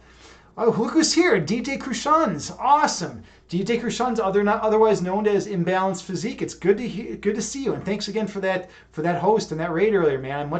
Much appreciated, man. I hope you're here. We're talking heavy metal now, which is kind of intense for a meditation stream. Now I wonder how many meditation streams have actually discussed heavy metal in depth for a while. But we're kind of getting off topic. All right, let's go back and see what people are saying. We're saying, C. Wuchit, you said music is all about resonance. Ethnic connects back to what you were saying. Our ethic connects back to what you were seeing earlier. Yeah, music is all about resonance, right? That resonance, that vibration, right? Whatever is flowing with you, right? You're right. I definitely agree with you there, and I think it's important, right? Because when you're in that mindset, when you're feeling that joy, that good rhythm, and that good flow of that music, you're in it, right? You're in it, and that's like what meditation is. When you're in that meditation, you're feeling that love and you're feeling that light, and you're in it. So that's cool to check out. All right, so see, JT Farms, your fire is beautiful. Channel it, find stillness in your element, share your warmth, breathe now, love. Beautiful. JT Farms, bringing in that good shamanistic joy and love and light into the channel. She keeps out all the evil spirits. Wonderful person. And then you're the poet. You're the poet, so you keep everything flowing nicely. It's like you're like the regulator. Maybe when I get too intense, you kind of steer it back in the right direction. I love it. I think it's great. Hey, last night's ghost is here. Awesome. You're popping in and out. You are awesome sauce. Well, thank you, last night's ghost. It's so good to see you. I hope life is going well with you. I caught your stream. I think it was last night. Ironically, and it was great. You always put on good content. Anyone who hasn't checked out last night's ghost, check it out. She does a lot of games. She's kind of like me in that we have like unique niches, right? I don't really know anyone who does what you do. You have like a very distinct vibe. You do like horror movies, and you do like all sorts of games and interesting things, and your chat is also pretty cool. So definitely check out last night's ghost. Why can't I say your name right now? Last night's ghost. It's like not that hard. I mean, if I can speak in regular language the other time, why can't I say your name? But all right, call you Ghost. Yeah, all right, yeah, Ghost. You got to watch out, Ghost. JT Farms is my resident shaman, so only good energy here. Just so you know, you have to be a friendly ghost. All right. Let's see, Adam Yogi, how are you doing here? Did you say something? All right. Oh, you got to go. Thanks for the great talks. Peace. Well, thank you, Adam Yogi. Have a wonderful night. Namaste to you, and thanks again for the subscription. Much appreciated. We're trying to grow the channel. Yeah, have a good one. We'll see you around. Okay, and I think with that being said, namaste. Let's get into meditation, because that's what we do. So now I gotta go from super high intensity mode, and I have to chill out and go into calm, peaceful mode. And that's something that I like to teach others to do. To be able to go from one extreme to the other if you so need be. Because gaining your composure and collecting oneself is of crucial significance and crucial importance if you're going to be able to find peace and joy within yourself. So when you get stressed, when you get worried, when you're in a fearful state, you can use the meditation breathing techniques to relax, slow your heart rate, and just be at peace.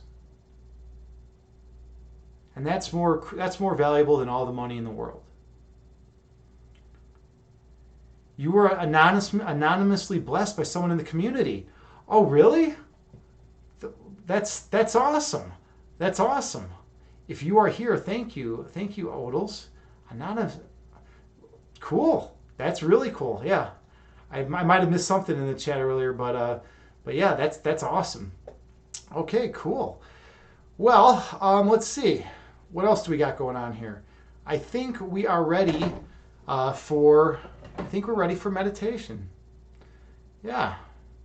Let's do this. Let's do meditation. That's why we're here. So, you're going to want to get in a comfortable seated position.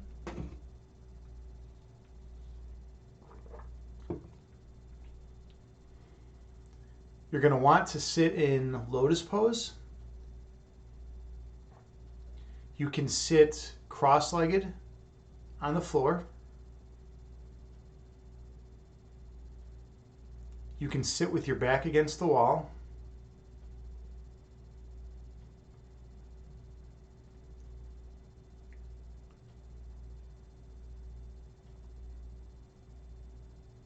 You can sit in a chair.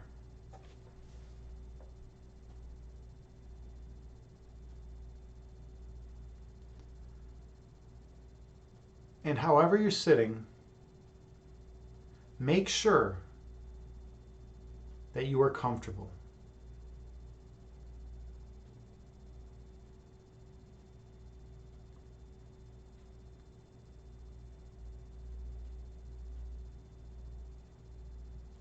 Sit with good posture.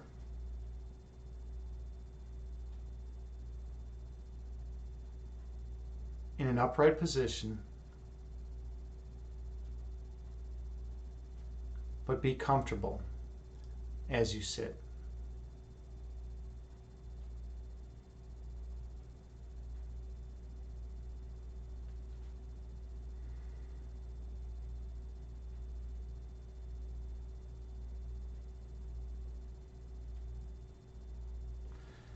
And close your eyes.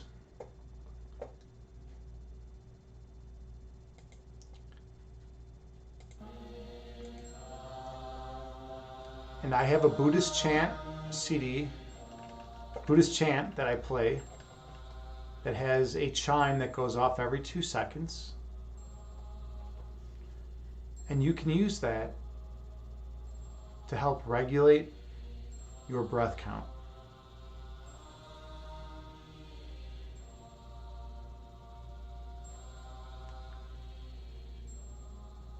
You should close your eyes, last night's ghost.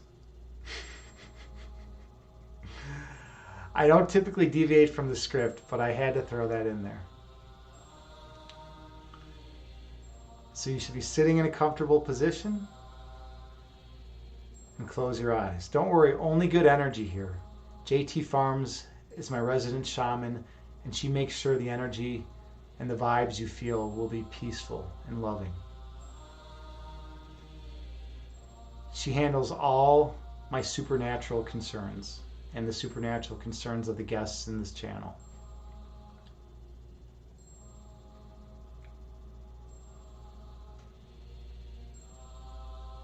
So take a few deep breaths on your own with your eyes closed. And become one with your breath.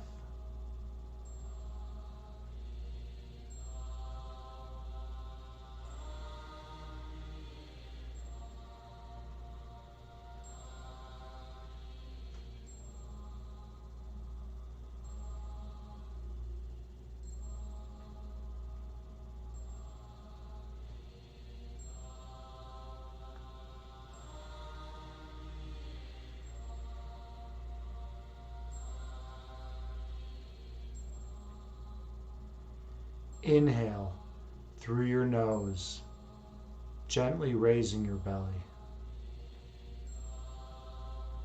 And exhale through your mouth, gently lowering your belly. And breathe in through your nose, gently raising your abdomen. And breathe out through your mouth, gently lowering your abdomen. Throughout this meditation, stay focused on your breath count.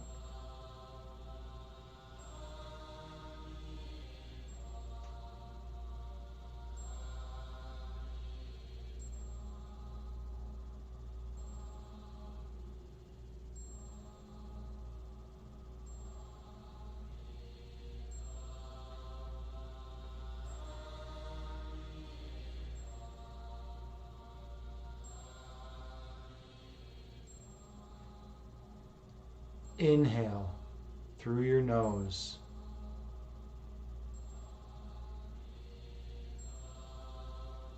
And exhale through your mouth.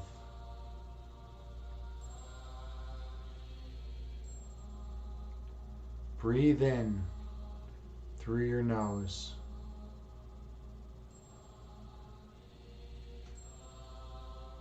Breathe out through your mouth.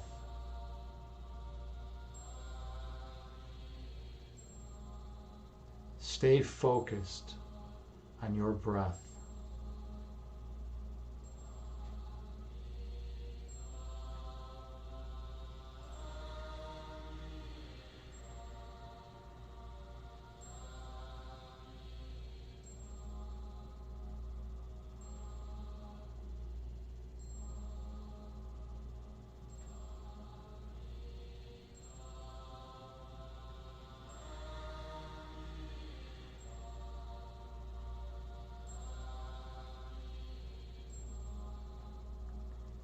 Inhale.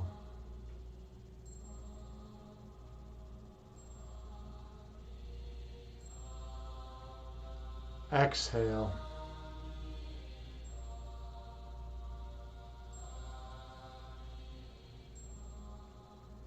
Breathe in.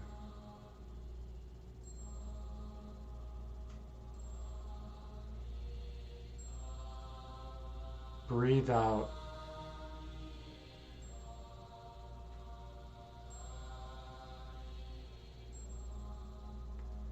Be mindful of your breath.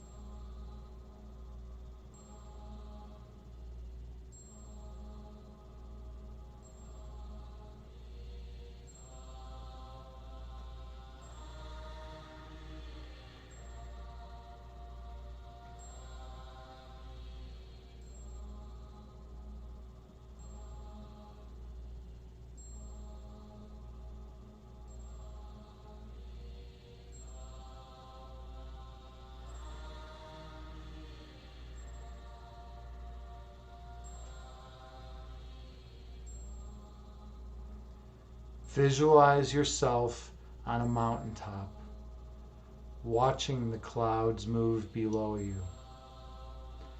You watch as two clouds merge into one, and one cloud separates into two. These clouds dance in the sky,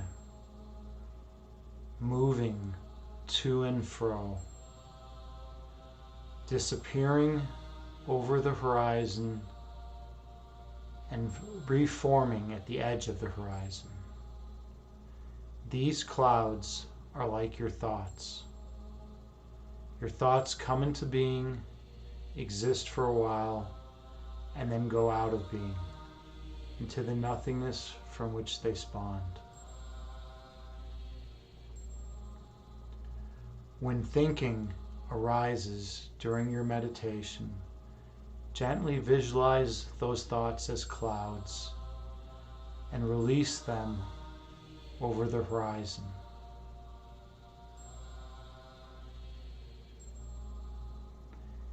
Inhale.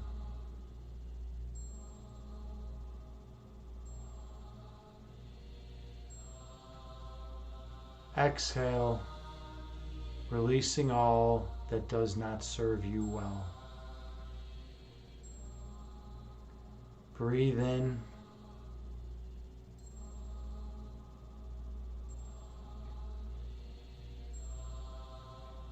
Breathe out, releasing all that obscures your third eyesight. Stay focused on your breath.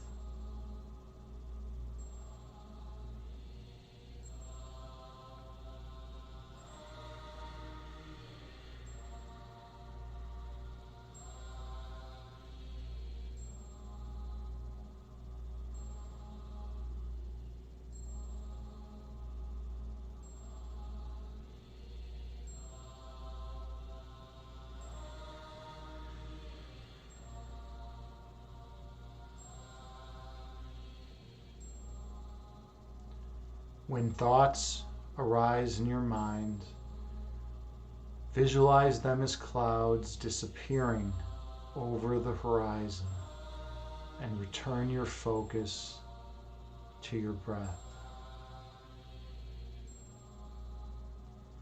Inhale.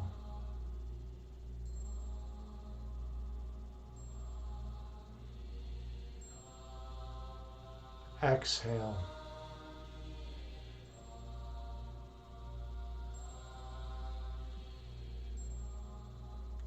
Breathe in.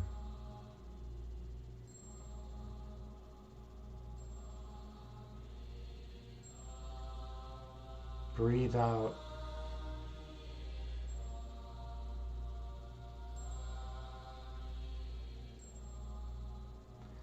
The breath calms the body, and the body calms the mind.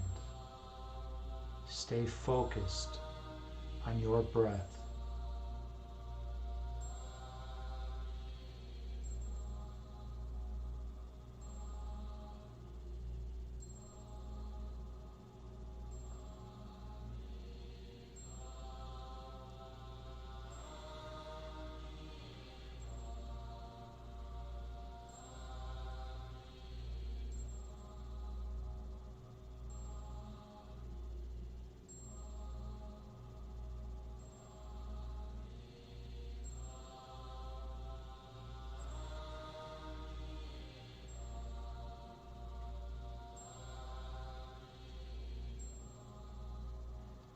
Travel now deep beneath the level of thoughts, beneath the level of conscious awareness.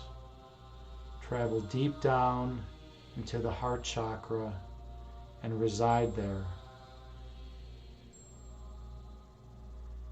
Notice the feelings you feel there. Notice the feeling of love that exists there. That is your essence. That place is your home. Inhale.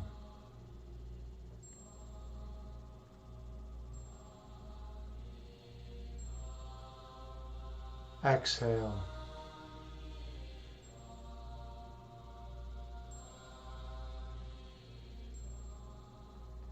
Breathe in.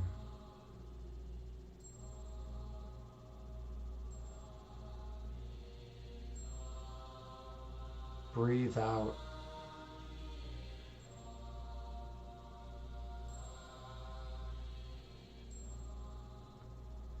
Feel the warmth pulsating around your heart. You can feel the energy flowing. It lightens your day and brightens your mood and keeps you centered and grounded. That light and love is the love of all creation. We share that with the world. That is our true essence and our true nature. That love is our life. Inhale.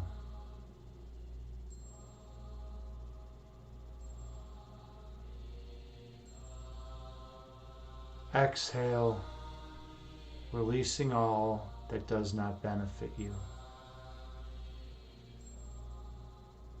Breathe in.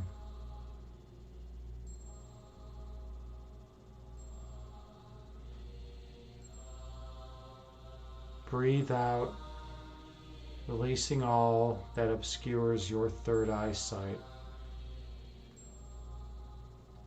Your essence is love.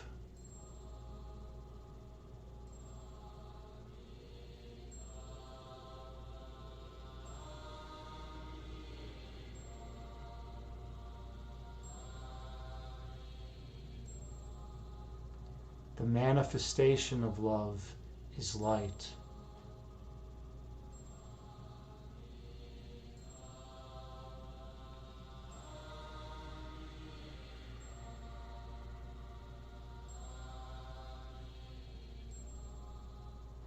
Your purpose is to share your light with others.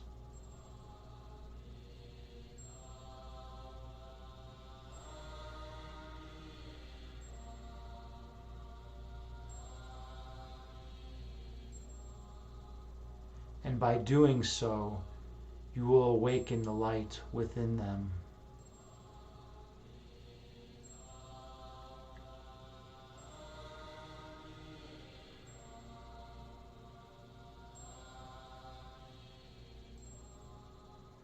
They will then shine their light on all whom they encounter.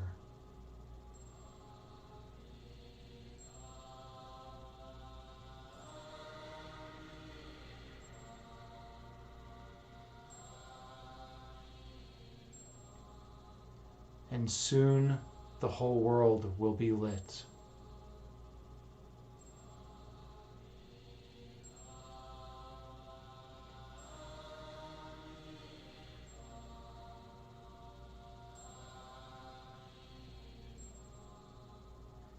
Inhale.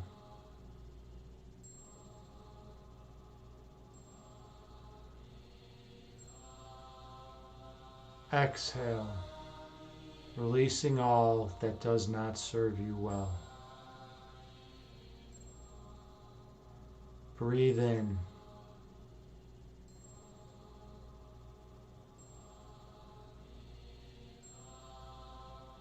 Breathe out, releasing all that obscures your third eye sight. Travel down deep into the source of love in your heart chakra and stay there. Focus on the pulsating love. Feel its warmth. Feel its presence. That love is your essence. That love is at your foundational core. From that love, you can extend love to others, bypassing all ego. Because when you identify with your own love, you see only the love in others. You feel the oneness connecting you to everyone on this planet. And you can bypass the level of ego where people argue and have division and separation. You can bypass all of that and return to the place of love within both of you. And you realize that your love is the same as their love, and that you are one with them. That is your purpose. That is your function. Inhale.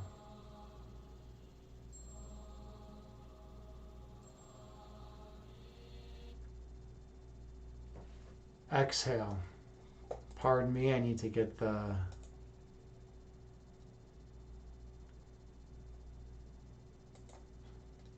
this rolling again. Huh. That's really interesting. YouTube music just shut down for me. I'm going to reload it right now. Good old YouTube music. This is a great time to practice breath. Stay thinking of your breath and take a few deep breaths on your own. There we go. This is a good example of like going off into the woods and meditating when things get chaotic. Breathe in.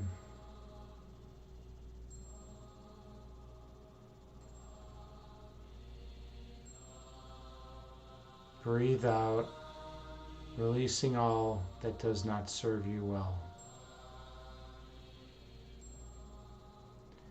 Inhale.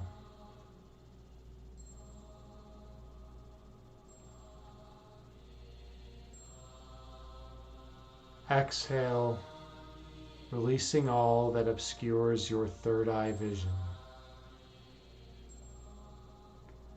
One might ask, what could obscure the perfect love and light through my third eye?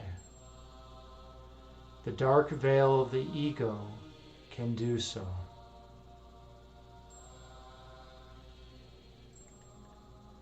It can distort the light, and we can see things as they aren't, instead of seeing things as they truly are.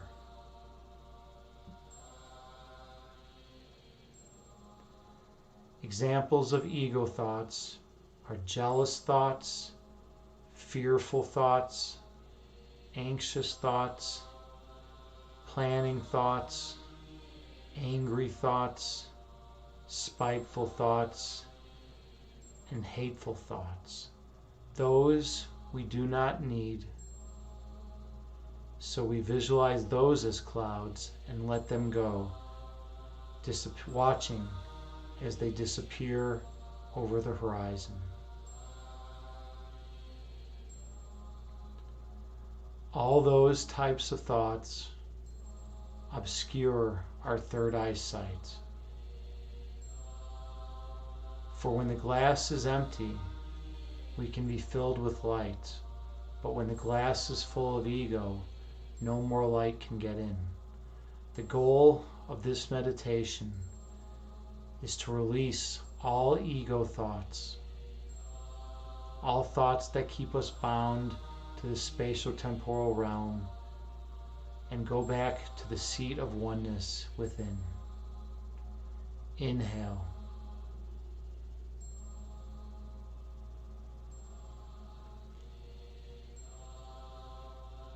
Exhale, releasing all that does not serve you well.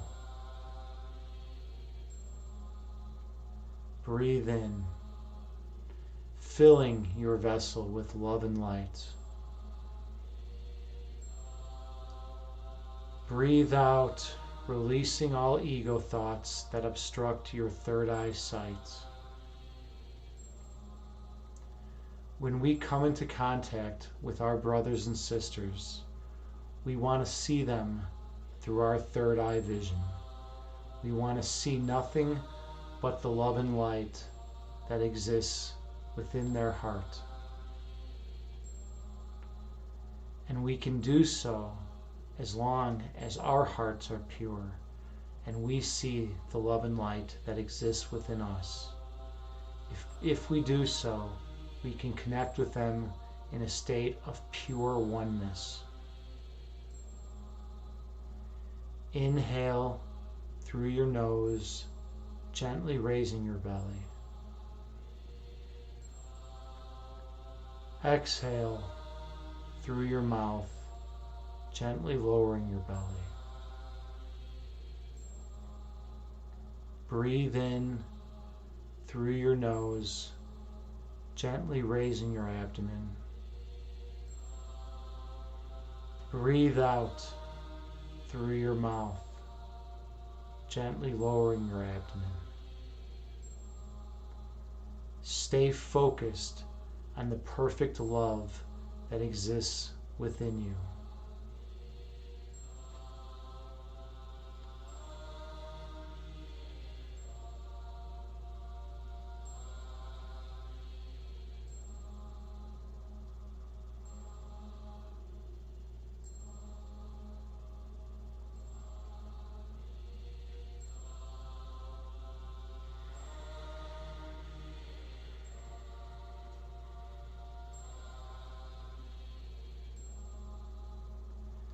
Feeling that love is nourishment for our perceptual lens, for it gets rid of the ego thoughts and allows us to see clearly, and allows us to resolve any tension that might have come throughout the day through ego disputes, and we can connect with the other in the source of pure oneness. So travel down deeper into that love. Find the source of all creation, where all pure love radiates from. The perfect point of essence, and focus on that perfect point. Let that be your reference point for love. And as long as you stay there with laser beam focus on that point, you will remain in perfect peace. Inhale.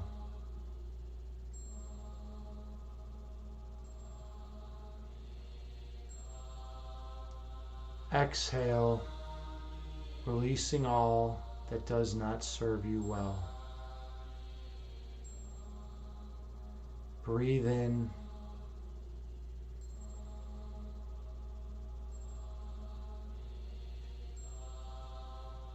Breathe out, releasing all ego thoughts that distract your third eye vision. Stay focused on that point of perfect love at the source of creation within yourself. Don't allow your focus to move away from that point.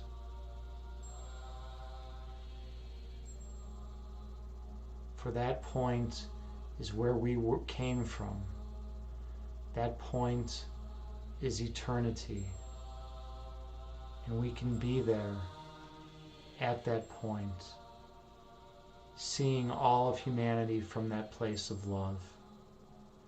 If we so choose to put in the time and the energy to meditate and to do self-care such as yoga, qigong, tai chi, and all the other energy arts.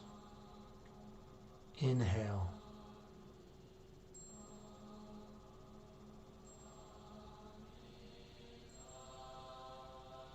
Exhale, releasing all stress and tension from your body. Breathe in, scanning your body for any residual ego thoughts. Breathe out, releasing all ego thoughts from your mind. Your essence is pure love. The manifestation of that essence is light, and your purpose is to shine onto those you encounter. And then they will shine their light to all whom they encounter, and the whole world will become lit. As space-time collapses and eternity reigns once again. Inhale, searching for any residual areas of tightness or tension in your body. Exhale, allowing yourself to release them. Breathe in, slowly raising your abdomen.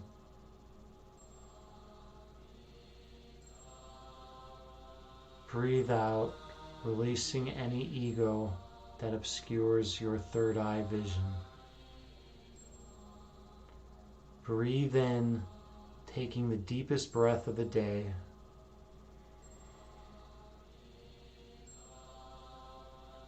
Breathe out, releasing all fear from your being.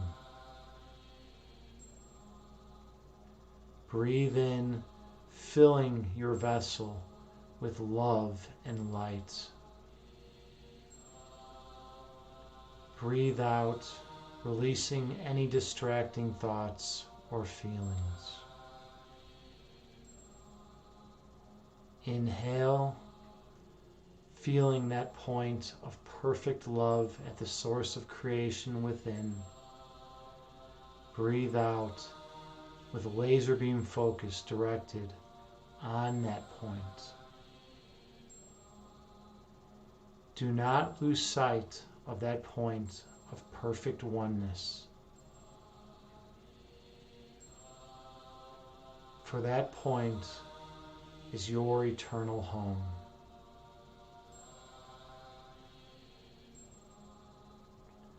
Whenever you get distracted in the phenomenal realm with thoughts about the past and thoughts about the future, with thoughts about what you should have done and shouldn't have done, and planning thoughts about what you should do. Whenever you get lost in the phenomenal realm with thoughts that are attacking or angry or hurt, you can return your focus to the perfect point of peace that resides within you. By doing so, you will reestablish your sanity. By feeling that perfect love, you will connect with others, and you will bypass all ego dynamics and go straight to the source of creation. And you will remember who you are. You will remember what you are. and you will remember how you came to be.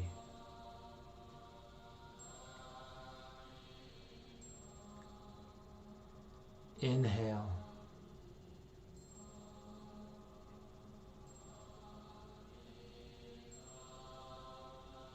Exhale, releasing any residual stress and tension from your vessel.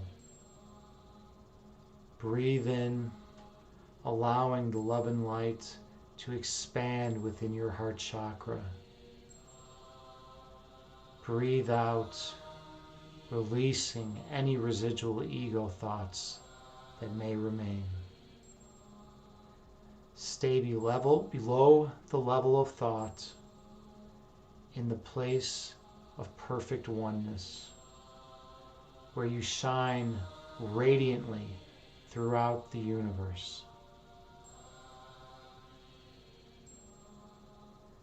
In that place of perfect oneness, you feel the most pure love that could only come from the source of creation.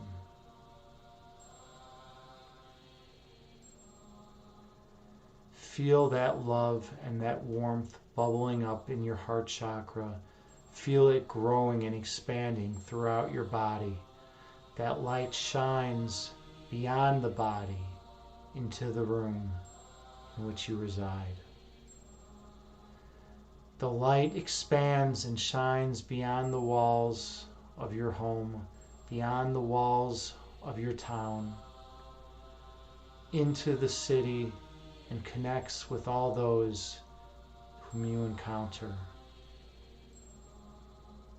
That love grows and shines beyond the walls of your city, to your state, township, to your country, to your continent.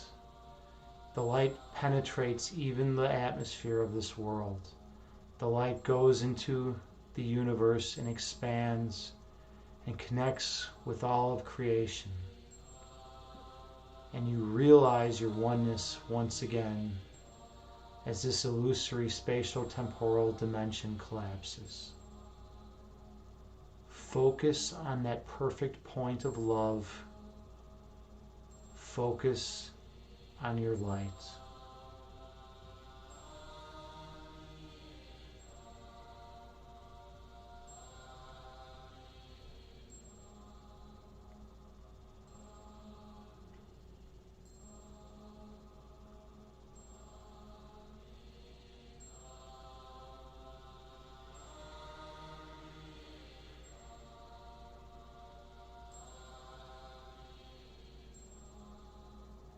Take the deepest inhale of the day, filling your vessel with love and light.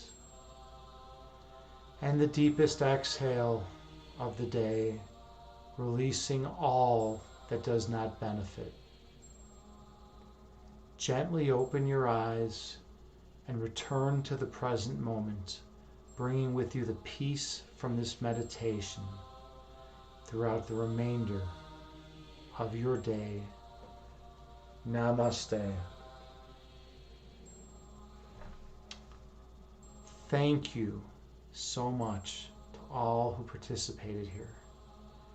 It is truly an honor to be here with all of you now in this perfect place of oneness. Hey, Kittens Kung Fu is here. Namaste, brother, to you. Wow, good to see you. So good to see you. We just got done with your meditation. I don't know how much you caught, but it was really peaceful. How was that for everyone? I hope everyone got something out of it at least. I hope you felt some love, some calming impulse, some calming warmth in your heart. And I hope you felt it expand and go out throughout the world, because that's what we need to do. We need to share our love and light with those around us. That's what we need to do, because love is our essence. Love is at our core. And if we can share that love and light with those around us, we are doing ultimate service for all of humanity. We are doing what's necessary. Let's see. Oh, Kittens Kung Fu. Let me give you. I didn't do the proper shout out. Um, Anyone who has not seen Kittens Kung Fu stream is at a serious lack in life. Kittens Kung Fu stream is incredible. Check it out. He does martial arts. He does qigong. He does a lot of the internal energy arts. He's the nicest person that you're going to come into contact with on Twitch. He's just so incredible. He's so loving. He's so kind. And he's so genuine and real. He's just such a wonderful human being. He's also from Chicago, just like me. So we got to deal with the rough Chicago style people, huh? You got to deal with the Chicago style people. South side Polish, South side Irish. We like to fight. We like to be angry, right? That's the vibe of our city. Those of you who don't know Chicago, it's not the most peaceful place in the world. There's a lot of anger. There's a lot of hatred in this town. But we're making it better, one person at a time, kittens. We're making this place better by showing that you can be a strong, built, tough man, and you can still love. And that shows more about your manliness than anything, I think, to be able to do that. So thank you so much. And your cat, Mia, is the most beautiful cat. Well, I don't know. We'd have to put her side to side with Parmenides, and I'm a little it's hard for me to say that there's another cat that's more beautiful than my cat. Sorry, Keith. I gotta stick with Parmenides. I gotta take her back on this one. But I'm sure you'd say the same thing about Mia. So we're all good in that sense. Yeah. So we had a good group here today. Yeah, DJ Krishans. Yeah, kittens, you're amazing. He is an amazing human being, isn't he? He totally is. He's just such a wonderful, nice dude. And Siwuchit, you got some stuff out of it. Wonderful. I'm glad you enjoyed the meditation. I'm so happy that you were here today. It really means a lot that you show up and that you're here and that you care about improving yourself. You're a big meditator. I'd like to share something about Si Wuchich that she told me a while back. She actually did I think it was a 10-day meditation retreat in which she was not allowed to speak for 10 days. How amazing is that? She did this retreat and she was able to be with these people, and they just meditated and ate great healthy vegetarian food, and it was just an amazing experience, she told me. So like definitely, give her respect. She's a meditation queen, and same with Danny John. She did the same thing.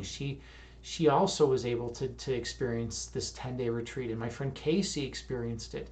There's these 10-day meditation retreats that they have out here in Illinois, where I live, outside of Chicago.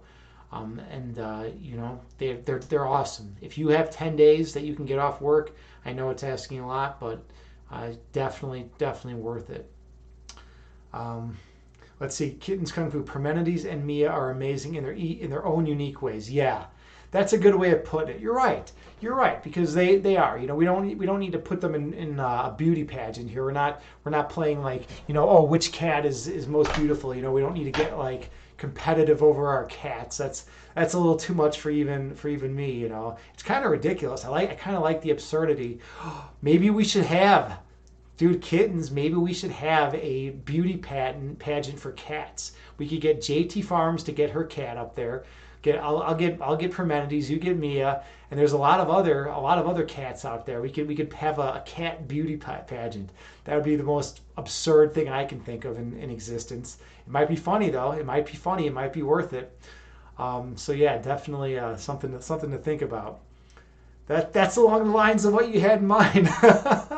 Yeah, think about that, right? We just have like squares on the screens of all the cats on video feed, right?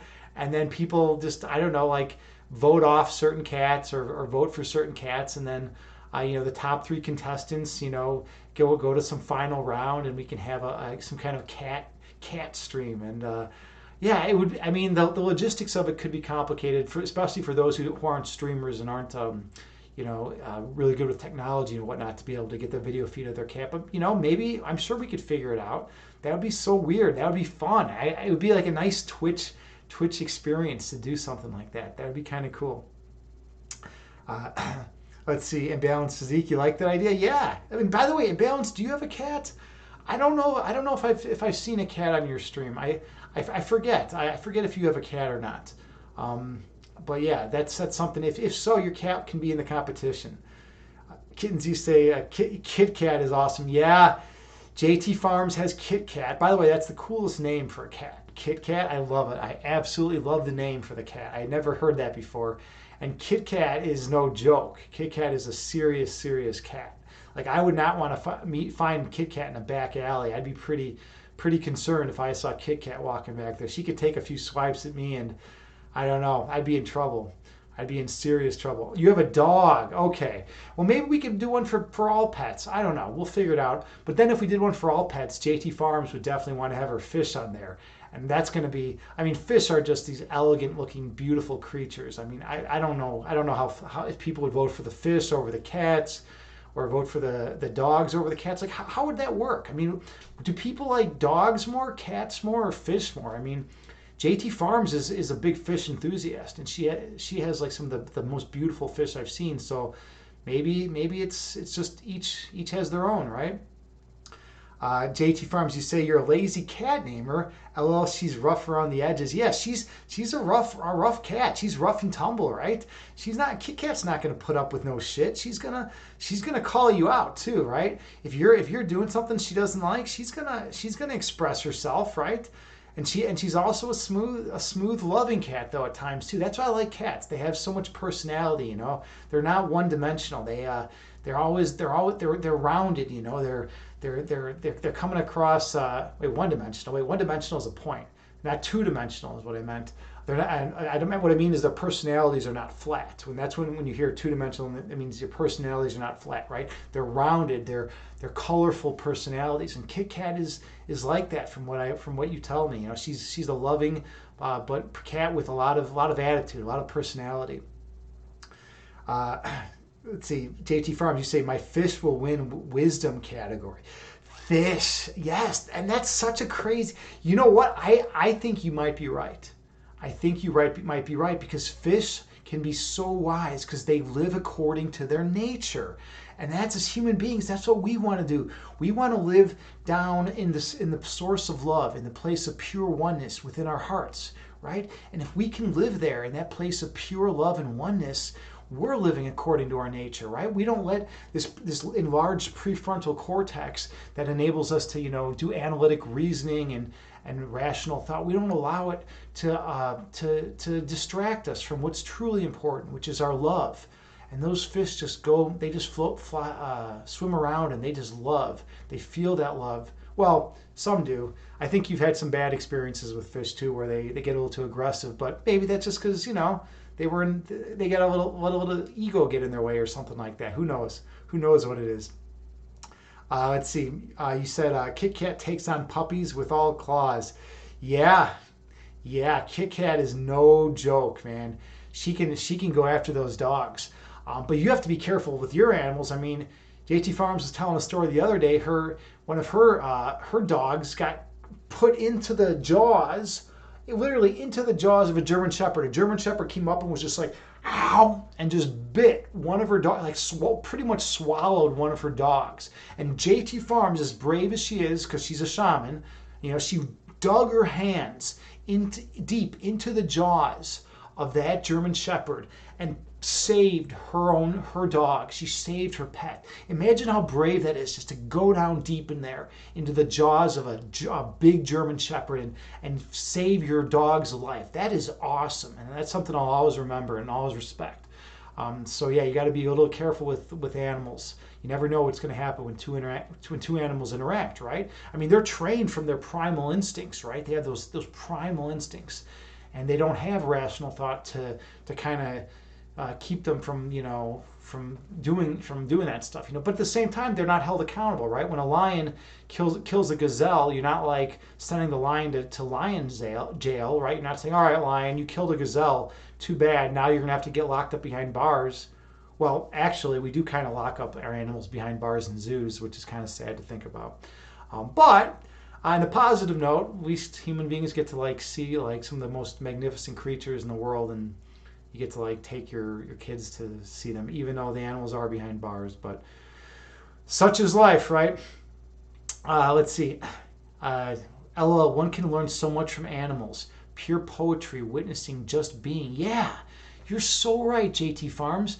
Yeah, when you're witnessing that just being in animals, when you're witnessing that love and light, it's like they're just being living according to their nature. They're living in that state of pure being, in that state of pure essence, that oneness. And it is. You can learn so much from animals. It's just especially from all different animals, right? Even a mosquito, something is that we have so many negative connotations from, associated with, like such as a mosquito, right? We can learn from just any animal, right? There's always You can learn from any situation if you're open to it and if you're receptive to it. That's the main thing. A lot of times people close their minds. They don't want to be receptive to new information because it might change the way they perceive reality, and that's scary, right? People typically don't want to change their foundational beliefs. They don't want to change. They don't want to question their beliefs, because then all the beliefs that spring from those beliefs and that arise from those beliefs also must be questioned. It's like if you change if you pump something different into the roots of your tree, then all the branches are going to get different nutrients, and you're going to have to, prune things differently and readjust your tree in a different way. That's like the metaphor I'm using for your all your belief set, right? So people don't like to typically question their beliefs, but sometimes you got to question, and sometimes you got to, if there's any weeds, down there that are sucking the nutrients away from your tree's roots, you got to dig those weeds out. You yank them out. You just get rid of them, and you just keep it pure soil. Keep those nutrients flowing, pumping into that tree as good as you can, right? Let's see, JT Farms, you said you believe every pet parent would do everything in their power to save their animals. And yeah, I agree.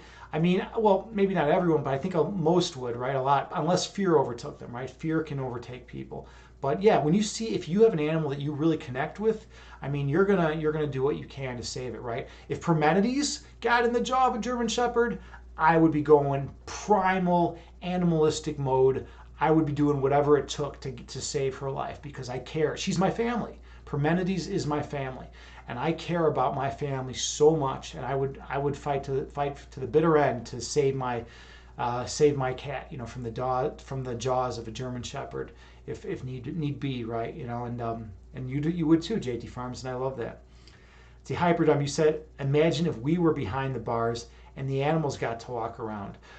Well, Hyperdumb, you actually bring a really good point, and something that I thought a lot about. There's a Nine Inch Nails song. I'm big into Nine Inch Nails. That's Trent Reznor's the artist that I respect most of any musician in the world. I think his work ethic is incredible. He's consistently pumped out amazing music since 1989.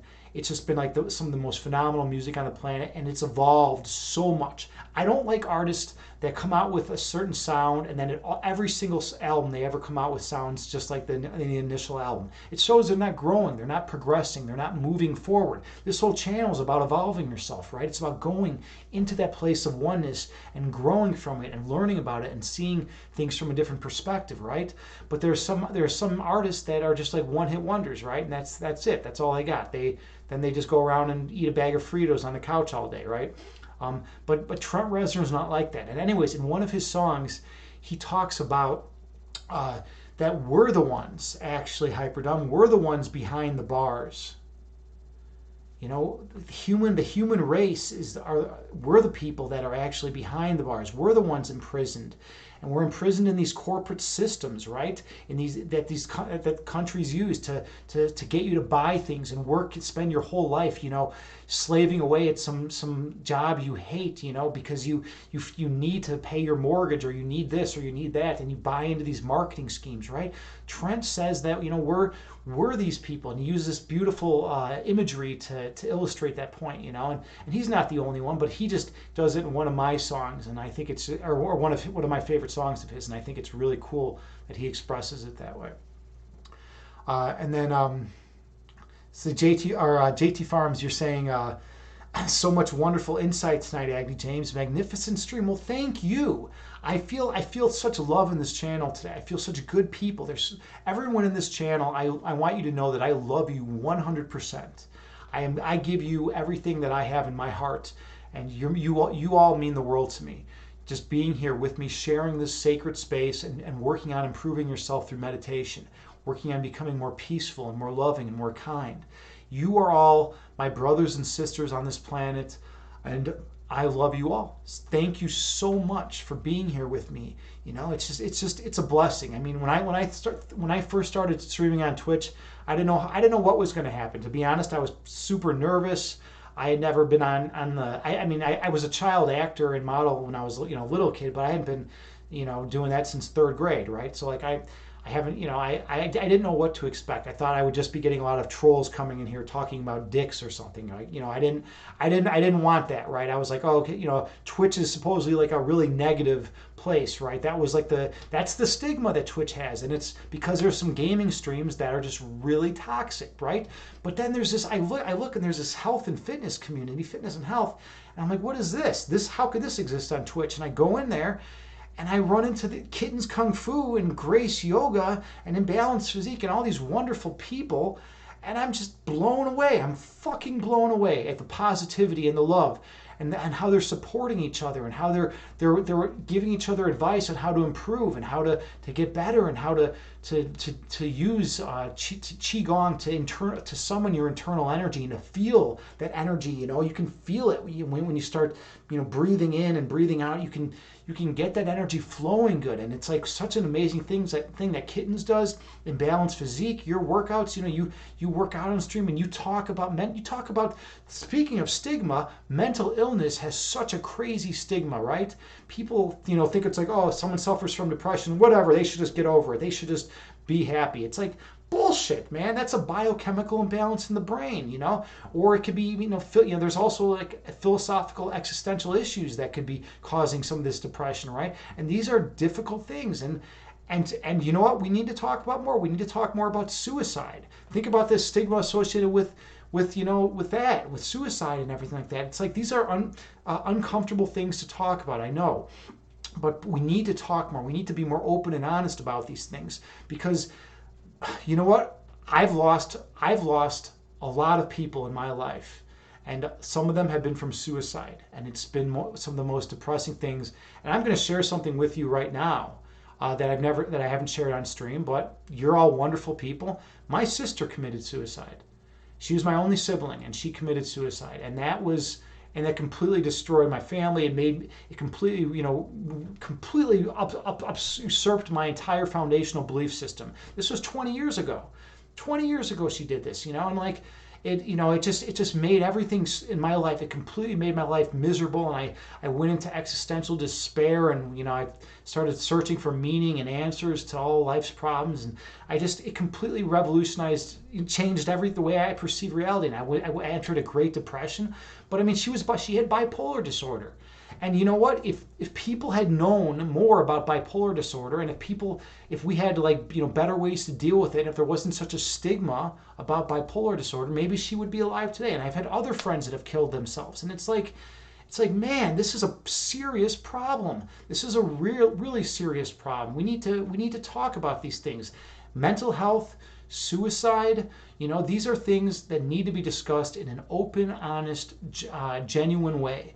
And until we can do that, we're not going to make the kind of progress that we need to bring people together, and to bring people into a state where we can help one another and communicate openly and love one another in the ways that we need to. We need to be able to offer those who are struggling internally. We need to be able to offer them support and guidance when they're struggling, and then vice versa. When we're struggling, we need to be able to be receptive to help from those people, and it's so important to be able to do that. So Imbalanced Physique, you said I think I missed a bunch of stuff in the chat. You said we are unique in our own way. Yeah, we are unique in our own way, right? We're all unique, and we're unique, but we're the same, right? Our pure essence, our fundamental foundational essence is the same in everyone. That feeling of oneness that we feel for all of humanity, that's the same for everyone, right? But we have different idiosyncrasies and different other things, about us. Like I can maybe play better basketball than some guys on here, but maybe I can't. Maybe there's some guys that can lift way more than me. But I'm sure I can lift more than some of the guys here too. So and women, some of the women here too. So yeah, it's just how it is. But yeah, so there's that, and then what else did I miss? A bunch of love and support. Uh, Bunch of love and support here. Wonderful people, Sai. Thank you for opening up. You are loved. Thank you, JT Farms. You're wonderful, and thank you, kittens. Yeah, yeah. I mean that was a defining moment in my life. Some people go through lives and they live like just general normal existences. And everything's just pretty cut and dry, right? You go to high school, maybe you marry your high school sweetheart, you get a job at the hardware store, and that's kind of it. You go to work every day, 9 to 5, have 2.5 children and a couple cars, and you that's your life, right? But some of us have to struggle a lot. Some of us really struggle, and when my sister committed suicide, my whole family and I just completely broke down. It was the most difficult thing to deal with, and I've watched friends kill themselves, and it's been horrific. And I've lost other friends from heroin overdose. Those of you who don't know, unfortunately, kittens, you probably know this because you're from Chicago, but yeah, we have a heroin problem in Chicago, and it's been that way for a long time. People are using all over the place. You can go to the west side, and there's places just to go and pick up heroin, and it's terrible. And you get people from all over, getting hooked to this shit, and it's literally the worst drug imaginable. And I'm not anti-drug, don't get me wrong. Like if someone wants to smoke pot, smoke some pot, but don't be shooting heroin into your veins, man. It's like one of the main reasons I've talked to a bunch of people who use heroin, and every single person that I've ever talked to that's used heroin, when I've asked them, are you glad you used it or are you not glad you used it and got addicted? They all say they wish they had never touched it. Think about that. If every single person who uses a certain drug wishes they had never used it, fuck that drug. Get that out of here. Clean up this place. We don't need that. It's killing people. It's literally killing people. And it's turning them into people they typically wouldn't be. There's a line from Fear and Loathing where it says you can turn your back on a person, but you can never turn your back on a drug. You can't turn your back on a drug. I watch people with some of the most high moral standards and that were incredibly good people, doing volunteer work, wonderful people. I've seen them get addicted to heroin. And one of my friends literally stole his mother's wedding ring. He stole his fucking mother's wedding ring and pawned it to get money for heroin. I mean, it turns you into a monster. It really does. Stay away from that drug. That and meth. I mean, none of that shit. We don't want that crap. The crack. Get rid of that. We don't need that polluting our bodies and minds. If you want to smoke pot, whatever, do it. That's cool. If you want to, that's fine with me. But don't do something that's going to kill you or make you compromise your values, or it's going to land you in jail. The luckiest. Funny enough, the friends of mine that were the luckiest who were heroin addicts were the ones that ended up in jail. It's so sad, but those were the ones that were luckiest because at least then they didn't have access to it. And then some of them were able to, clean up once they got out, they did the halfway program, the 3/4 house, and then they were able to integrate back into society and like actually live, good lives. But some of them couldn't, and some of them, came back out of jail and just ended up ODing, It's just madness what's going on. Let's see what's going on here. Imbalance, you say, I always say I'm an open book, and I am. You are an open book, Imbalanced. You totally are. And man, I respect you, and I respect that so much. Thank you for being who you are. So much appreciated.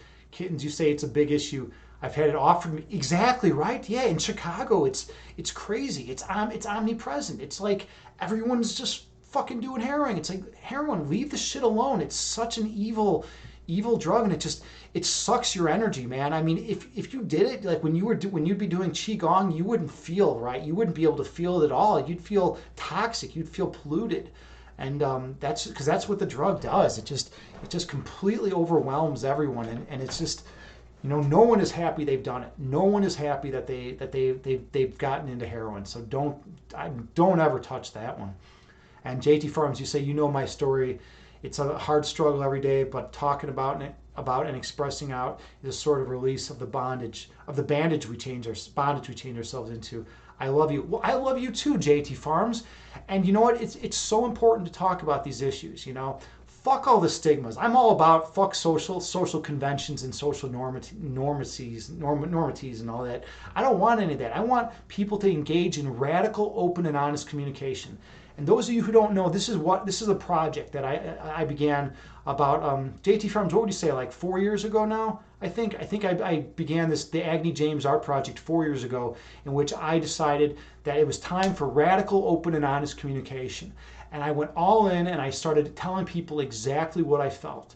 I was as genuine and honest as possible. Because prior to that, I wore masks around different people. There were certain people where I wouldn't want to say anything because I knew they might, find it, slightly offensive, or there's some people that might, their feelings might be hurt a little bit. But, now I just say it like it is. And you know what? I feel so much more freedom.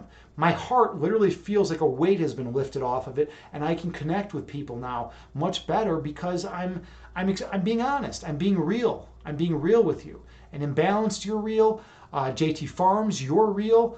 Kittens, you're real. And this is why I think we all get along so well, because we're real people. We're not putting on some false persona. We're not wearing the mask. I mean, sure, if you have to go into work, it's some corporate job, you got to wear a mask, right? You can't just start talking about oneness and love and the perfect peace of humanity if you're like, working 9 to 5, for Merrill Lynch, right? You gotta play the game, right? But then at the same time, I mean, are there many yoga masters that actually want to play that game, right? Do they want to become the CEOs of Merrill Lynch and do those kind of jobs, right? They're more about the love and peace, they don't want to work. They don't want to work 80 hours a day at a job that's, basically, hell bent on ripping people off. They want to work at a place where they can teach yoga and qigong and meditation and help those around them. And that's what's so important. That's what we need to do with our lives. We need to really make an impact. We need to help people. We need to show people that you have hope. That within you is pure love, and if you can access it, you can give that love to others, right? All right, I know I missed some stuff back there, so let's see. Wow, I missed a bunch of stuff. All right, we're gonna go back. Let's see. We said okay, imbalanced physique. You said, and I'll admit this: when I'm within that position as depressed, my coping mechanism is singing. Yes, I don't usually say that in my streams, but that's awesome. Any kind of release that works for you is going to help so much and is going to be so beneficial to your being. And that's so cool that you're willing to express that. Yeah, dude, sing up a storm, man. Sing up a storm. I mean, something that a lot of men don't express is the notion of crying, right? Like, I mean, think about that. Think about the notion of crying. Like, there's and here's another stigma that I like to break through, because I'm a dude. I don't care. I don't care if like what people think of me. I'm not going to allow other people's judgments, affect my overall well-being. If I'm in a miserable state of mind, I'll cry. So what? Crying's a natural release of all that energy, of all that stress and all that pain, right? When my sister died, I fucking cried. I cried my fucking eyes out. I cried and cried. And when I go to her grave and I visit her grave, I still cry. I mean, it's okay for men to cry. That's like a big deal. Like to be able to release it. It's a natural response. There's some research that says that men actually typically don't live as long as women because we don't allow our emotional response. We don't allow for our emotions to show. But if we did show our emotions more, we'd be able to release that anxiety and stress and worry and all that, and then we'd be more free. We'd be more in a more natural, balanced state. So yeah, it's so whatever it is that makes you feel better. If you're depressed, if singing helps, do it. If crying helps, do it. If working out helps, do it. Yoga, qigong, meditation, these are all things that help me, and I value them substantially. These are things that are so dear to my soul because Bikram yoga has basically revolutionized my life. I don't know if I'd be alive here today if it wasn't for Bikram yoga. I've been doing it for over 10 years now, and it just completely changed the way that I feel life. And same thing with Qigong. Qigong is so incredible. And meditation, just do those, do whatever works for you. All right, let's see, where were we at here? Um, okay, all right. And then imbalance, you said it helps me get through the tough times when you're overwhelmed. Yeah, definitely. Yeah, singing is great, and a lot of people will say that. There's a lot of professional singers that will say that. They'll say, they sing to release all their worries and fears. It's like it is a great release, right? You're verbalizing it, you're letting it go. Or if you're an artist, some people say they release all their pent up, rage or feelings of insecurity or whatnot through their artwork, right? JT Farms and I are poets. We release a lot of our residual, ego stuff and stress and worry through poetry, right? So whatever medium works for you, that's the one you want to use, because that's the one that's going to help you the most, right? So, and by the way, sorry, I know I'm talking a lot. I want to get to everyone's chat. Let's see. Yeah, it's one JT Farms. You said it's wonderful that you found an outlet. We need outlets to find stability to imbalance physique. Yeah, definitely. I'm grateful that you found an outlet as well, brother. Hyperdub, you said you watched alcohol destroy your family as a kid and you stay away from it out of sheer terror. Like when you got run over by a truck and had to stay in the hospital with a busted ankle. I wouldn't even let them give me any pain meds. Whoa! You would. You know what though? You're not the only one. I know people like that. One of my best friends, this guy Rob, his father was an alcoholic, a raging alcoholic, and he never touched alcohol, because he didn't want to be like that. He saw what it could do to someone, and plus there's a genetic predisposition, as I'm sure you're aware of it. So it's like you don't want it, right? And then pain meds, yeah. I mean, that's amazing that you refuse pain meds, because that must have been really difficult. I can't imagine, like, wow. Busted ankle, run over by a truck. That's crazy, man. I didn't know that happened to you. That's wild. But yeah, you refused that because you didn't want to get addicted. Because there's a lot of people that get addicted to. I had a couple friends. That's how they got into heroin. They got in a car accident. They broke one broke his femur, the other broke his ankle, and then they got prescribed OxyContin. And then they were on OxyContin for a while, and then the doctors were like, all right, it's time for you to be off OxyContin. And they tried getting off OxyContin, and they couldn't do it.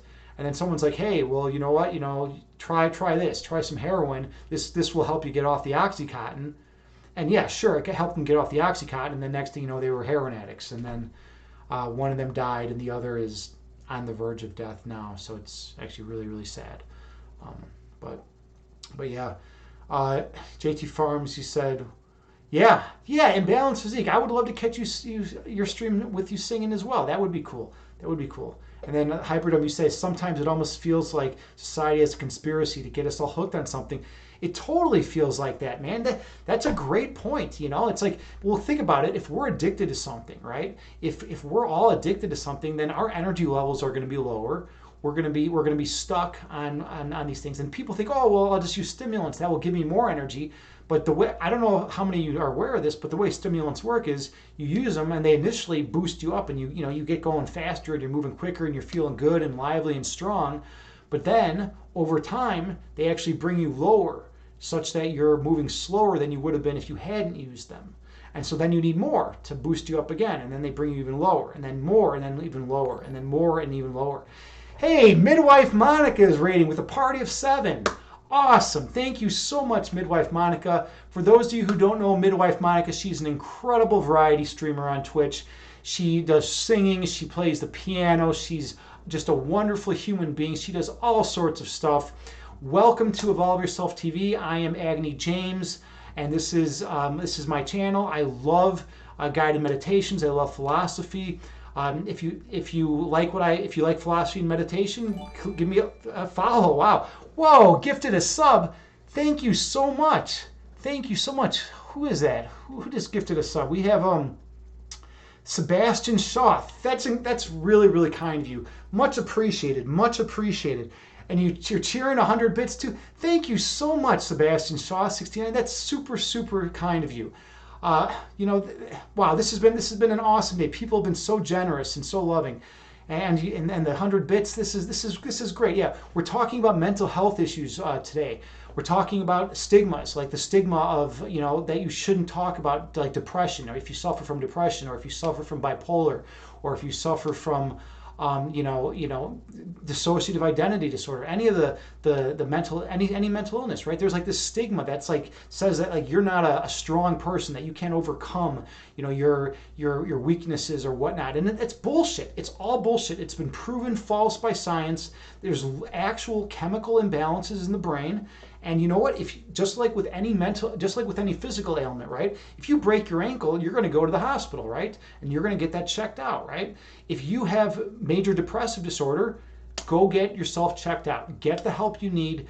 And you know what? It should not have the stigma it does. It does not mean that you're weak-willed if you're asking for help. In fact, those who are the strongest are the ones who can ask for help. If you're not asking for help, then that's a problem. You need to do this. Another thing we've been talking about are drug addictions. That's another thing. If you're addicted to like a major drug like heroin, those of you who don't know, I'm from Chicago, and in Chicago we are just overwhelmed with heroin. People are dying left and right.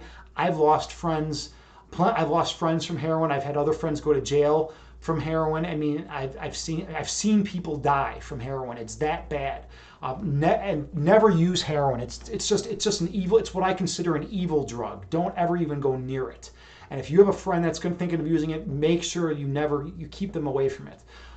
It just turns people into monsters, and then their lives end up getting fucked basically.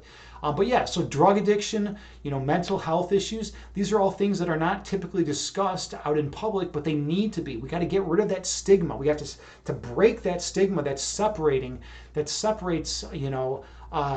what we can talk about from what we can't talk about. Another thing that we're talking about is suicide. Think about the stigma associated with suicide, right? And I'm as open and genuine and honest as I can possibly be, and so are a lot of the other people that hang out in this channel, right?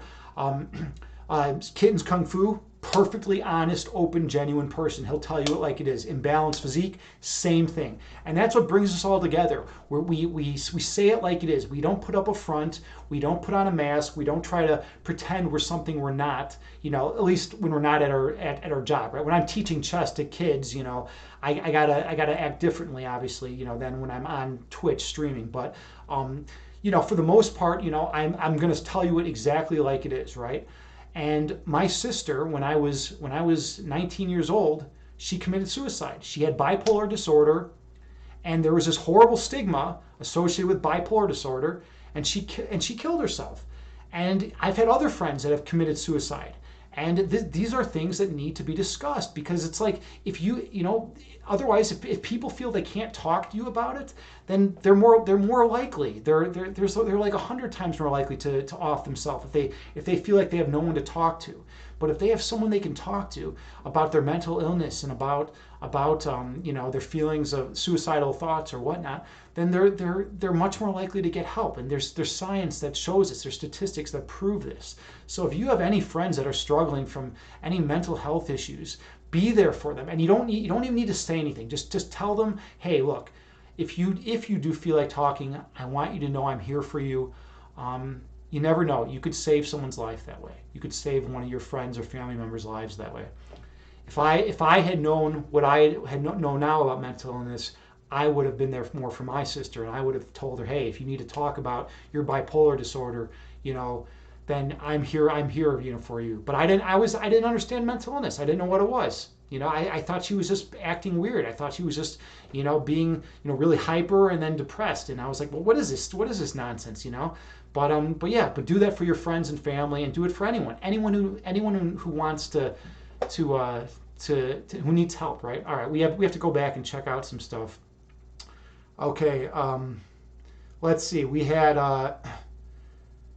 Midwife Monica rated. That was so awesome. Thank you again so much for that, Midwife Monica. That was super, super appreciated. That was just really, really kind, and it was at a good time. And Sebastian, that was so nice for gifting the sub and the bits. Yeah, we were hyperdub. It's high raters. We're having a very light and cheery chat tonight. Yeah, right. We're talking about suicide. We're talking about mental illness. We're talking about drug addiction. We're talking about the most light and cheery things, right? So But it's good. We have to maintain a positive attitude. We got to kind of joke around a little bit when we're like dealing with things that can be so tragic, right? Otherwise, it just gets too heavy on the heart. So thank you for lightening the mood with that. Um, what else do we got here? Oh, thank you so much, Midwife Monica. You're amazing. You are the amazing one, and that's why I love reading you. You're such a wonderful person, and you're just this ball of positivity. You're talented. You're wonderful. You're such a kind human being. I remember that when around the 4th of July, you had all the stickers on your face or whatever, or fake tattoos, whatever they were. I don't know what they were, but it definitely cracked me up and gave me some good joy. You get into it. I like how you're willing to get into it and go the extra mile, and you decorate your place, such accordingly, for a good stream, and it's really good, and your content is wonderful. You're doing great things here on Twitch. Keep it up. You're helping people. So that's awesome. All right. Yeah. Is there anything else? Is there anything else that anyone would like to talk about? Things have been going great today. We already did our meditation. Those of you who are looking for meditation, we've already gone that route. I've been streaming for a while. I typically don't stream this long, but we've had some great conversations. We had some great meditation earlier. The main thing that I like to emphasize in my meditations is not simply the bodily aspect. You'll go to a lot of meditations and people will say, oh, it's just about calming the body, right? It's just about calming the body. And now that's one aspect of it, right? But there's more to that than just calming the body, right? You need to calm the mind and still the mind as well. And unless you have to do the physical work and the mental work and the spiritual work. You have to go inside. You have to go into that place of love that exists within your heart. And you have to really open it up and give that love to the people around you, right? Because that's why we're here. That's the most fundamental thing about us. We have the capacity to share our love to others, even if they're not the nicest person in the world, even if they're crabby, we can still be loving to them. And that can make a difference, Just a smile, just smiling at someone can make a difference. I mean, I've had crummy days before, and I've had someone walk by and just smile and say hi, and it like restored my faith in humanity, just a small thing like that. If we can do that, if we can make people happy just by saying hi, I mean, think about it. Do a cost benefit analysis to that. You're giving them, you're completely helping them and transforming their day possibly, and all you're doing is saying hi to them. I mean, and smiling. I mean, wow, what an amazing power we have just to be able to love one another, right? Let's do that more often. Let's try to do that. And it's not just with strangers on the street. Let's also be nice to the people that we're closest to. I used to teach special education. That was my job. And one of my coworkers was, oh, thank you so much for following Bacon McGriddles. I like the name. Now you got me thinking about food though. That's the only problem, Bacon McGriddles. But I like the name. Thank you so much for supporting the channel. Much appreciated. But yeah, so there's a lot of ways we can show love for her. But anyways, one of my coworkers would always say, she's like, why can I be so nice to strangers? Because she was always really nice to people she didn't know. She would always smile and say hi. But then to her own family, she would erupt on. And I don't know if any of you out there like that, where it's easier for you to be nice to complete strangers than it is to the people that you really care about. But she used to always tell me about that, and then I thought about that, and I was like, sometimes it's the case too, right? With me, like, people in the family get on each other's nerves. With COVID lockdown, everyone's like, at each other's throats. We're like trying to get at everyone, and it's like we just need to like be nice to the people that we're in close proximity with, even if you have to be locked down, in a small place with them for a long time. Just try to still show them love, because these are the people we care most about, right? Our kids, our parents, our significant other. I mean, these are the people we love more than anything, and we want to be as kind and compassionate to them as we possibly can, right? And that's what we want to do. But we get on each other's nerves and we say things that can be harmful and hurtful at times. And when we do that, then we feel guilt and remorse and we feel bad. But just remember, we're all human. We're all, this is a work in progress. We try our best. We try to go into that place of love when we can during meditations, and not just meditations, in yoga. Yoga, you can do the same thing too. In Qigong, all the internal energy arts, you can go down into that place of love within your heart, and you can feel that love, and then you can express that love outward towards the people around you. And that's what's important. That's what's super important. All right, let's get back to chat. Um, LOL, yes, we have fun. Your kind words really make a difference. Well, thank you so much, midwife Monica.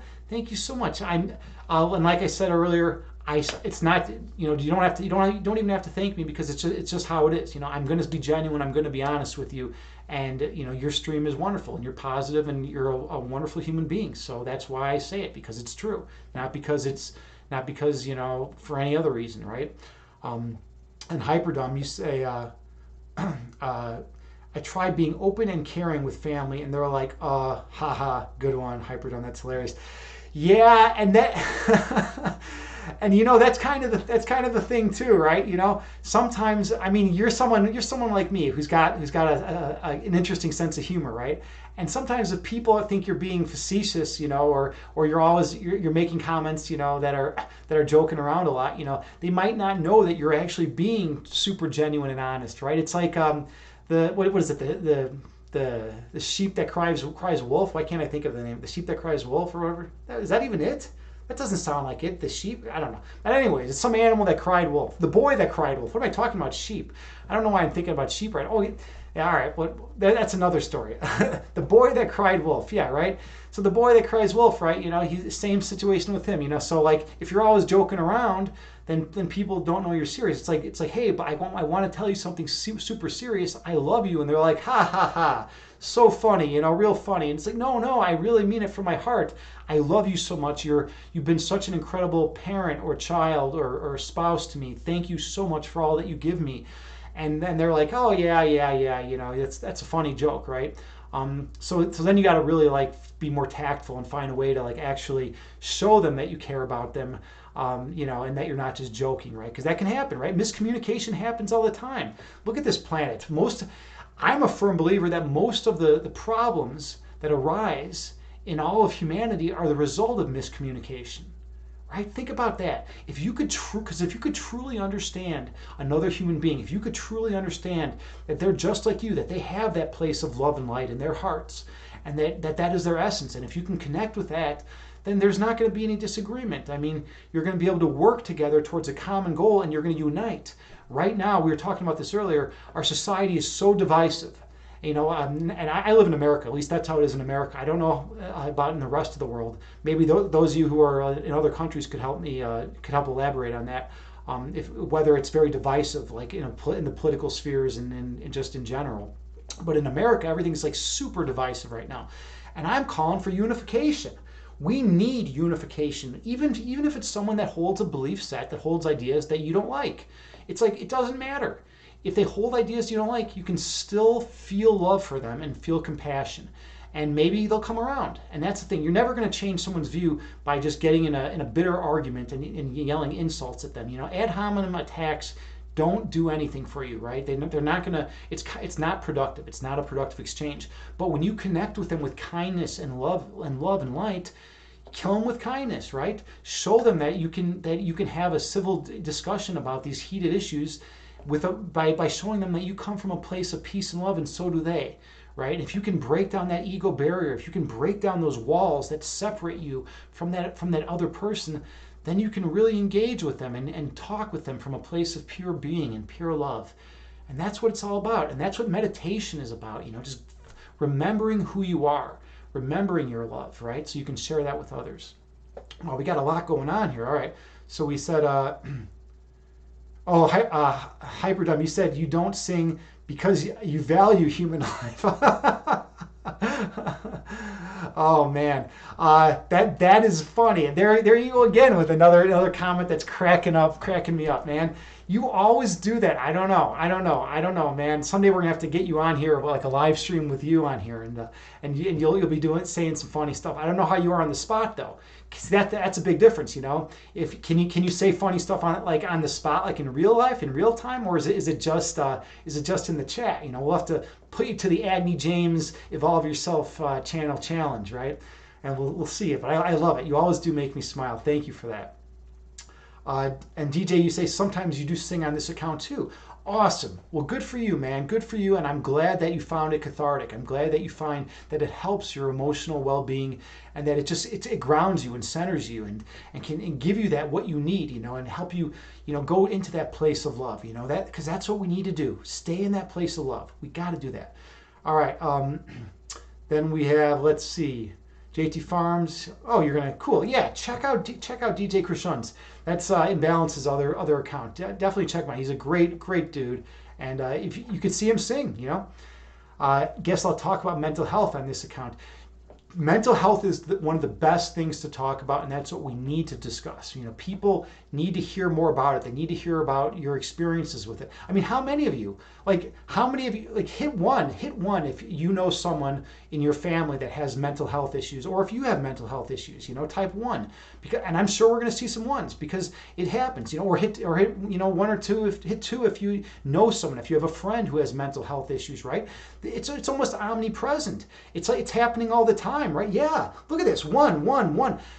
Everyone knows someone who has mental health issues of some sort, right? Why is there such a terrible stigma associated with it?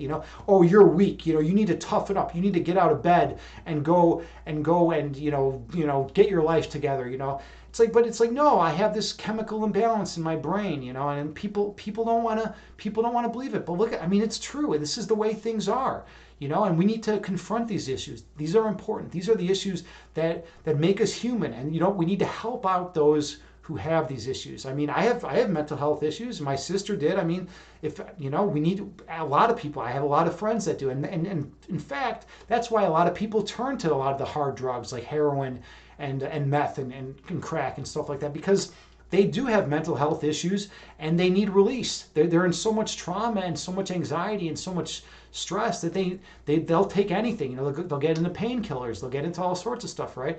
And then they'll get hooked, and then their lives deteriorate, and then the relationships are impaired, and all sorts of problems happen. And sometimes, like we were talking about earlier, people who are addicted to heroin and some of those other really evil drugs end up passing away. They end up over ODing, and then we got all sorts of problems. So, all right. So we've had a good stream tonight. DJ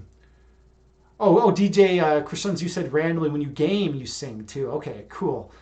That's cool that you do that. I'm gonna check out one of yours as well. That's neat. Guess I'll talk. And you're saying you talk about that in your account. Cool. All right. Well, I think, are we caught up now? It's always crazy trying to catch up. Trying to catch up to the chat because I talk a lot. Ramistar, good to see you. So good to see you again. I see you around. Boy Who Cried Wolf. Yeah, the boy who cried wolf, right?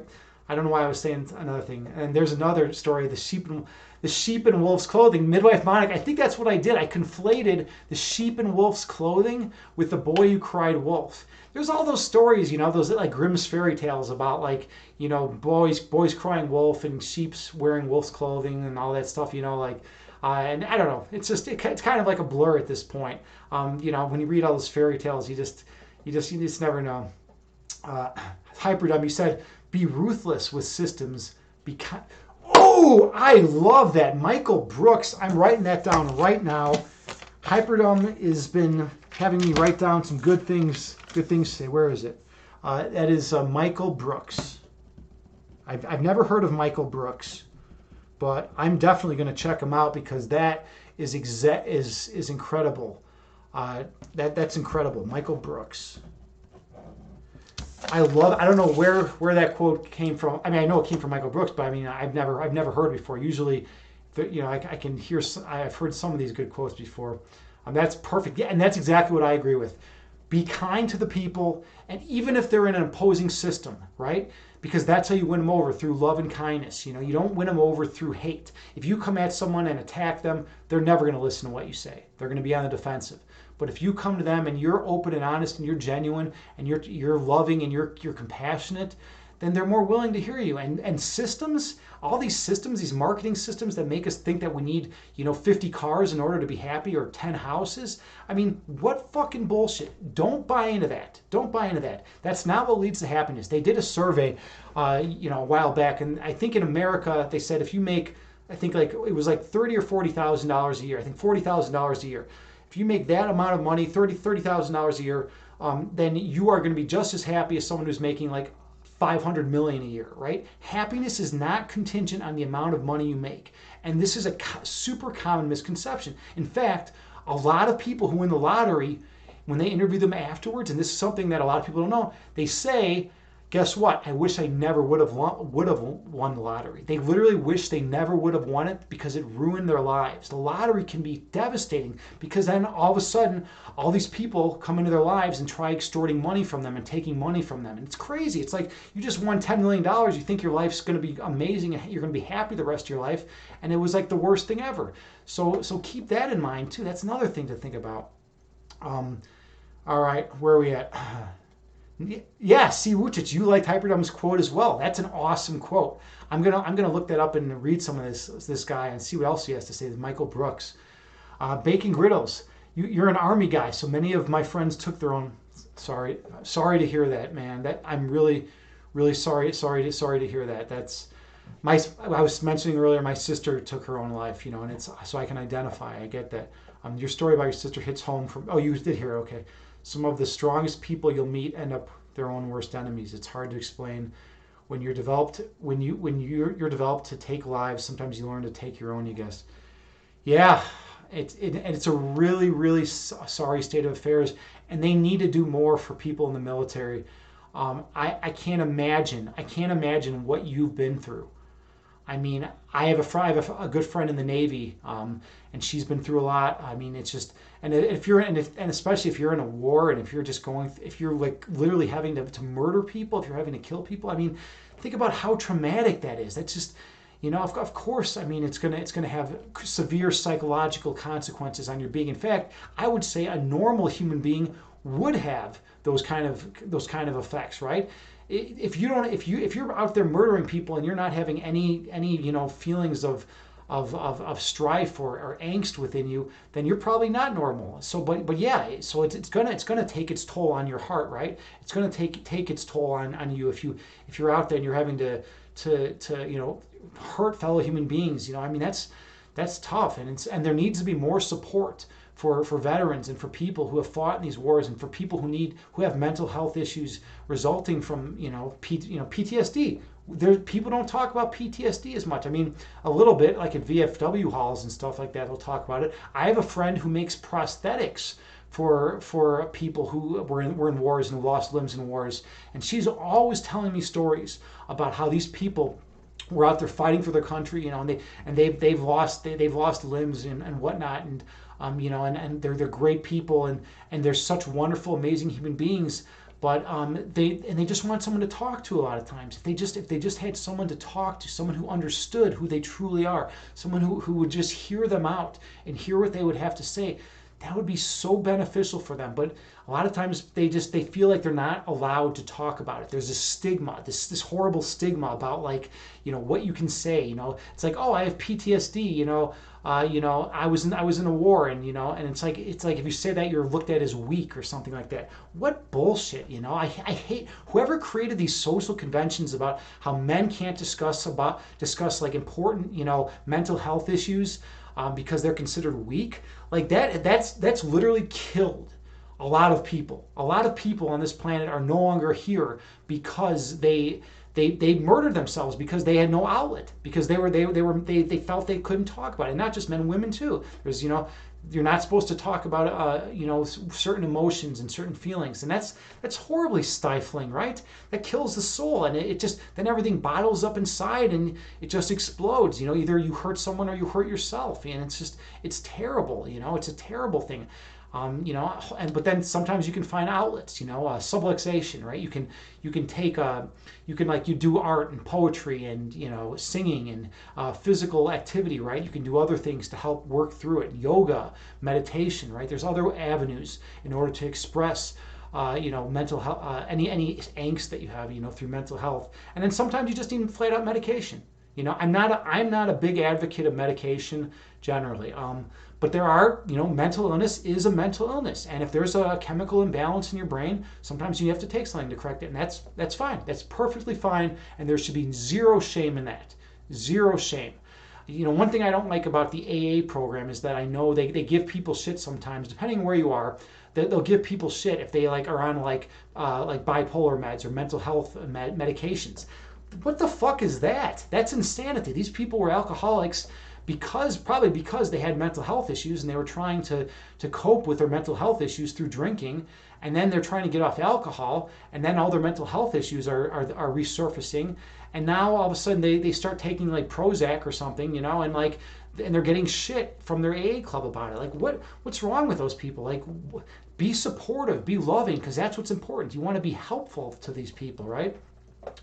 Okay, let's see what else we have going on. You said our country will talk a big game about supporting the troops to send them into harm's way, but when it comes to supporting veterans, when they have to deal with the cost of their service, yeah, no, you're absolutely right, Hyperdumb. Absolutely, it's so funny how like one of the smartest guys in the chat, like his name is Hyperdumb. I love it. It's perfect though. It's like I was telling that the other day. My one of my other usernames that I use is ignorant. Except I misspell it purposefully. I spell it Ignerant. So it's kind of like plays off that. But yeah, so one of the smartest people in my chat is hyper dumb, but it has like the most important things, some of the most important things to say, and it's awesome. Thank you for being here, hyper dumb. I appreciate it. And you're right.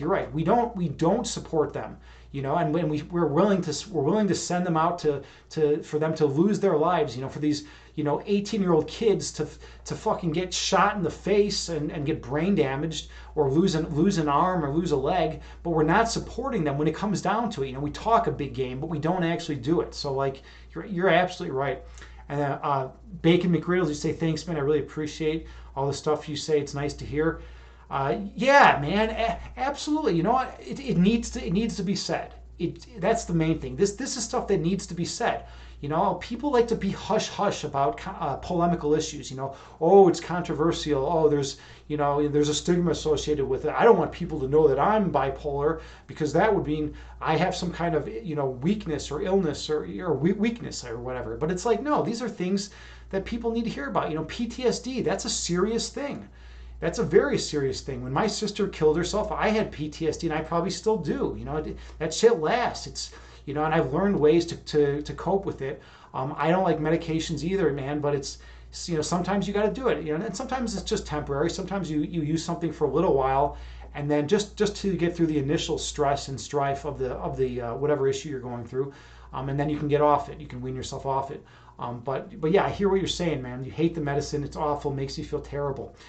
Mobius is here. All right, wonderful. Let's give a big shout out to Mobius. Mobius is a phenomenal streamer here in the fitness and health category on Twitch. This guy knows his shit, man. He's up there. He's lifting weights. He's attracted to hear this because he's a genuine, honest person. Mobius, we were talking just a little while ago about how a lot of open, honest, genuine people who say it like it is, come to this channel and we talk about things because it's important. It's important. What we're currently talking about is mental health issues because there's this big stigma, right? About mental health issues, and there's a big stigma about suicide, and we're talking about suicide a lot today too. And because people don't like to talk about these are uncomfortable issues, right? But you know what? We're men and women, and we can deal with this stuff, and we can talk about this stuff, and we're not going to be afraid, right? We're not going to be afraid to discuss this stuff. I'm not going to let fear of judgment, fear of what other people think, control what I say. Let's talk about suicide. Let's talk about mental health issues. These are important things. Drug addiction is important. I was talking earlier about. I've lost a lot of friends to heroin. I mean, I live in one of the heroin capitals of the world, Chicago. It's terrible here. Heroin's on, all over the west side and the southwest side, and it's just really, it's horrible here. And we need to be supportive of these people. We need more counselors. We need more drug addictions work specialists. People to work with these people. But anyways, check out Mobius' stream. Great streamer. He's a genuine good person, and you won't be disappointed. Well, thank you. Yeah, kind of you, brother, to be here. It's always great to see you. It's like for some, I don't know, you do something weird. You have this maybe it's because you're tall. What are you, like 6'9" or something? You're like super tall, dude. I don't know. You always like you're just like gigantic force, and like whenever I see you here, I always feel like the channel gets like a boost of power.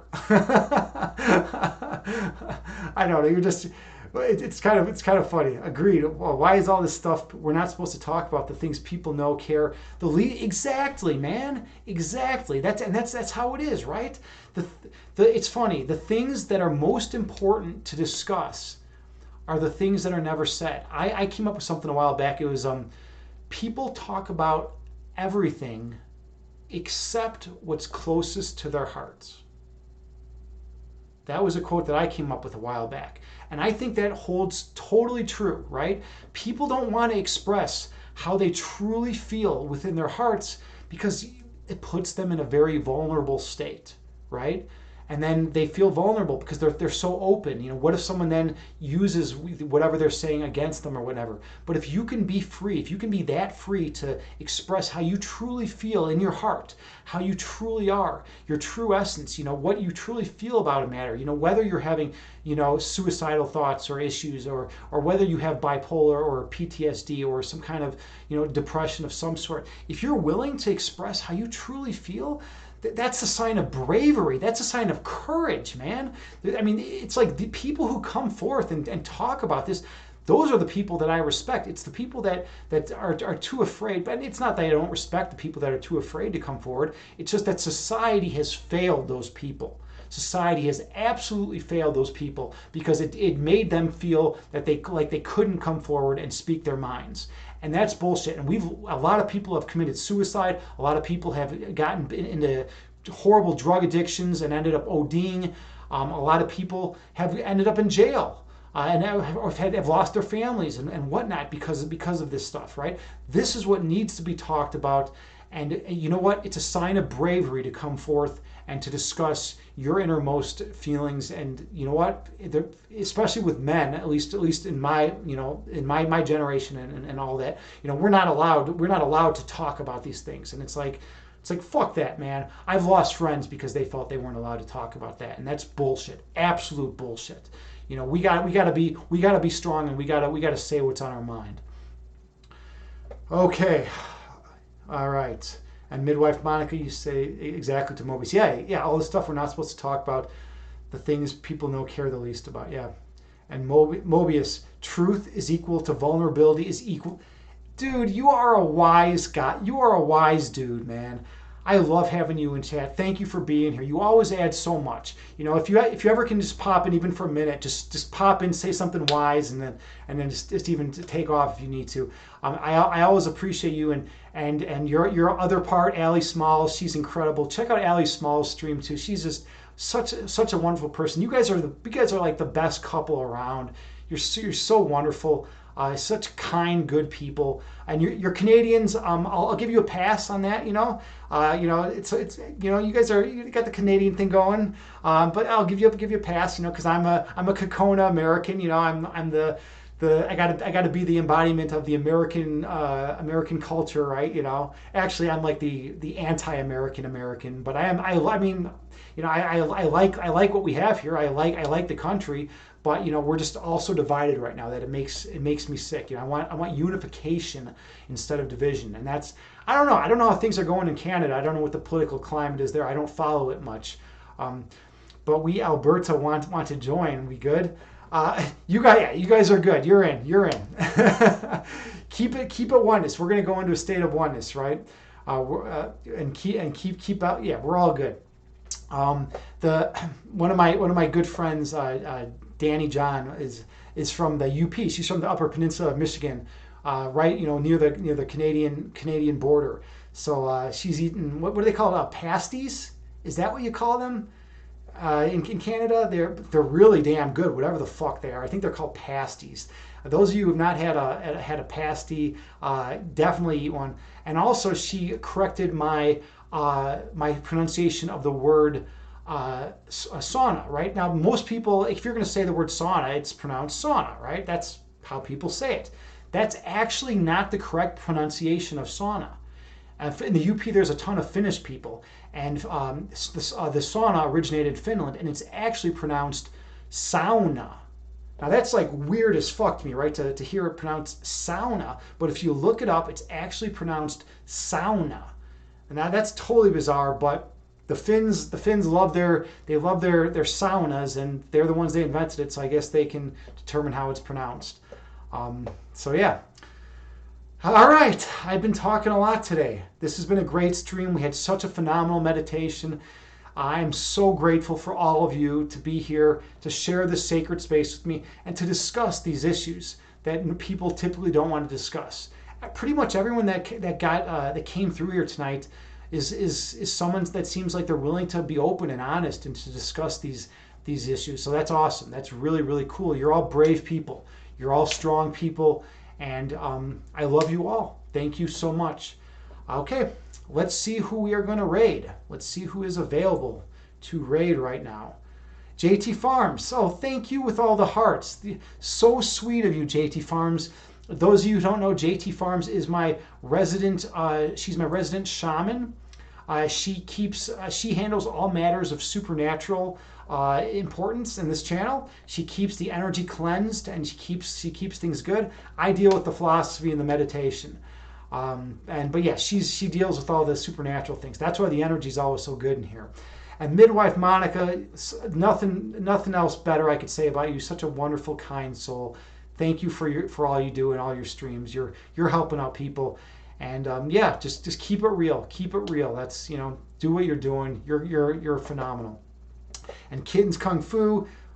I could spend a whole episode saying nice things about Kittens Kung Fu. Everyone here knows you. Everyone here loves you. Just definitely, if you haven't for some reason somehow slipped through the cracks and haven't checked out Kitten's stream, definitely do it. The dude is just pure love, pure energy. Such a kind guy, wonderful dude. Check out his streams. All right. Well, thank you all so much. And and Balanced Physique, same thing. Another open, honest, wonderful person, right? Super kind person. All right, so I'm having a little bit of an issue. I don't know who to raid today. I'm trying to figure this out. Let me open up another window. My raid window is not working right now. So let's see who's on. Oh my God! I know I'm having a tough time finding someone to raid because I don't know anyone who's streaming right now. Can someone please give me some advice of who to raid, like JT or Midwife or Mobius Kittens, Imbalanced? Who's on there that I can raid? Someone preferably who's positive. That's the main thing. I want to try to someone who's maybe doing art or music or something in the health and fitness and health category. I want to do something positive because I don't have any of the people I usually raid. They're not on here right now. Let's see. Midwife Monica, you said Aralina is an amazing. Thank you so much. Let's rate her then. Let's give her a shot. All right, let's do it. Ariliana. Okay, we're gonna go with this Aralina. I don't know. I've never rated her before. I don't know anything about her. But if midwife Monica is you're gonna vouch for her, then I'm definitely going for her. We're gonna give her a raid. Oh, she's a big dog. 2.6 thousand viewers. All right. 2.6 thousand viewers. She's a big dog. All right. Maybe she won't even see it, but regardless, if you're gonna vouch for her, then let's definitely do it. Let's give her a raid. Give her love. Give her all the love in your heart. And be free with your love and energy. Talk about those things that are uncomfortable, mental health, suicide, mental illness, all those things, because we need to discuss those things. Namaste to all of you. I love each and every one of you. All right, let's give her a raid. We're going to raid her right now. Thank you all so much for sticking around for this stream. I know the stream went longer than usual, but I had a lot to say, and I think we all did. So thank you all so much. Namaste.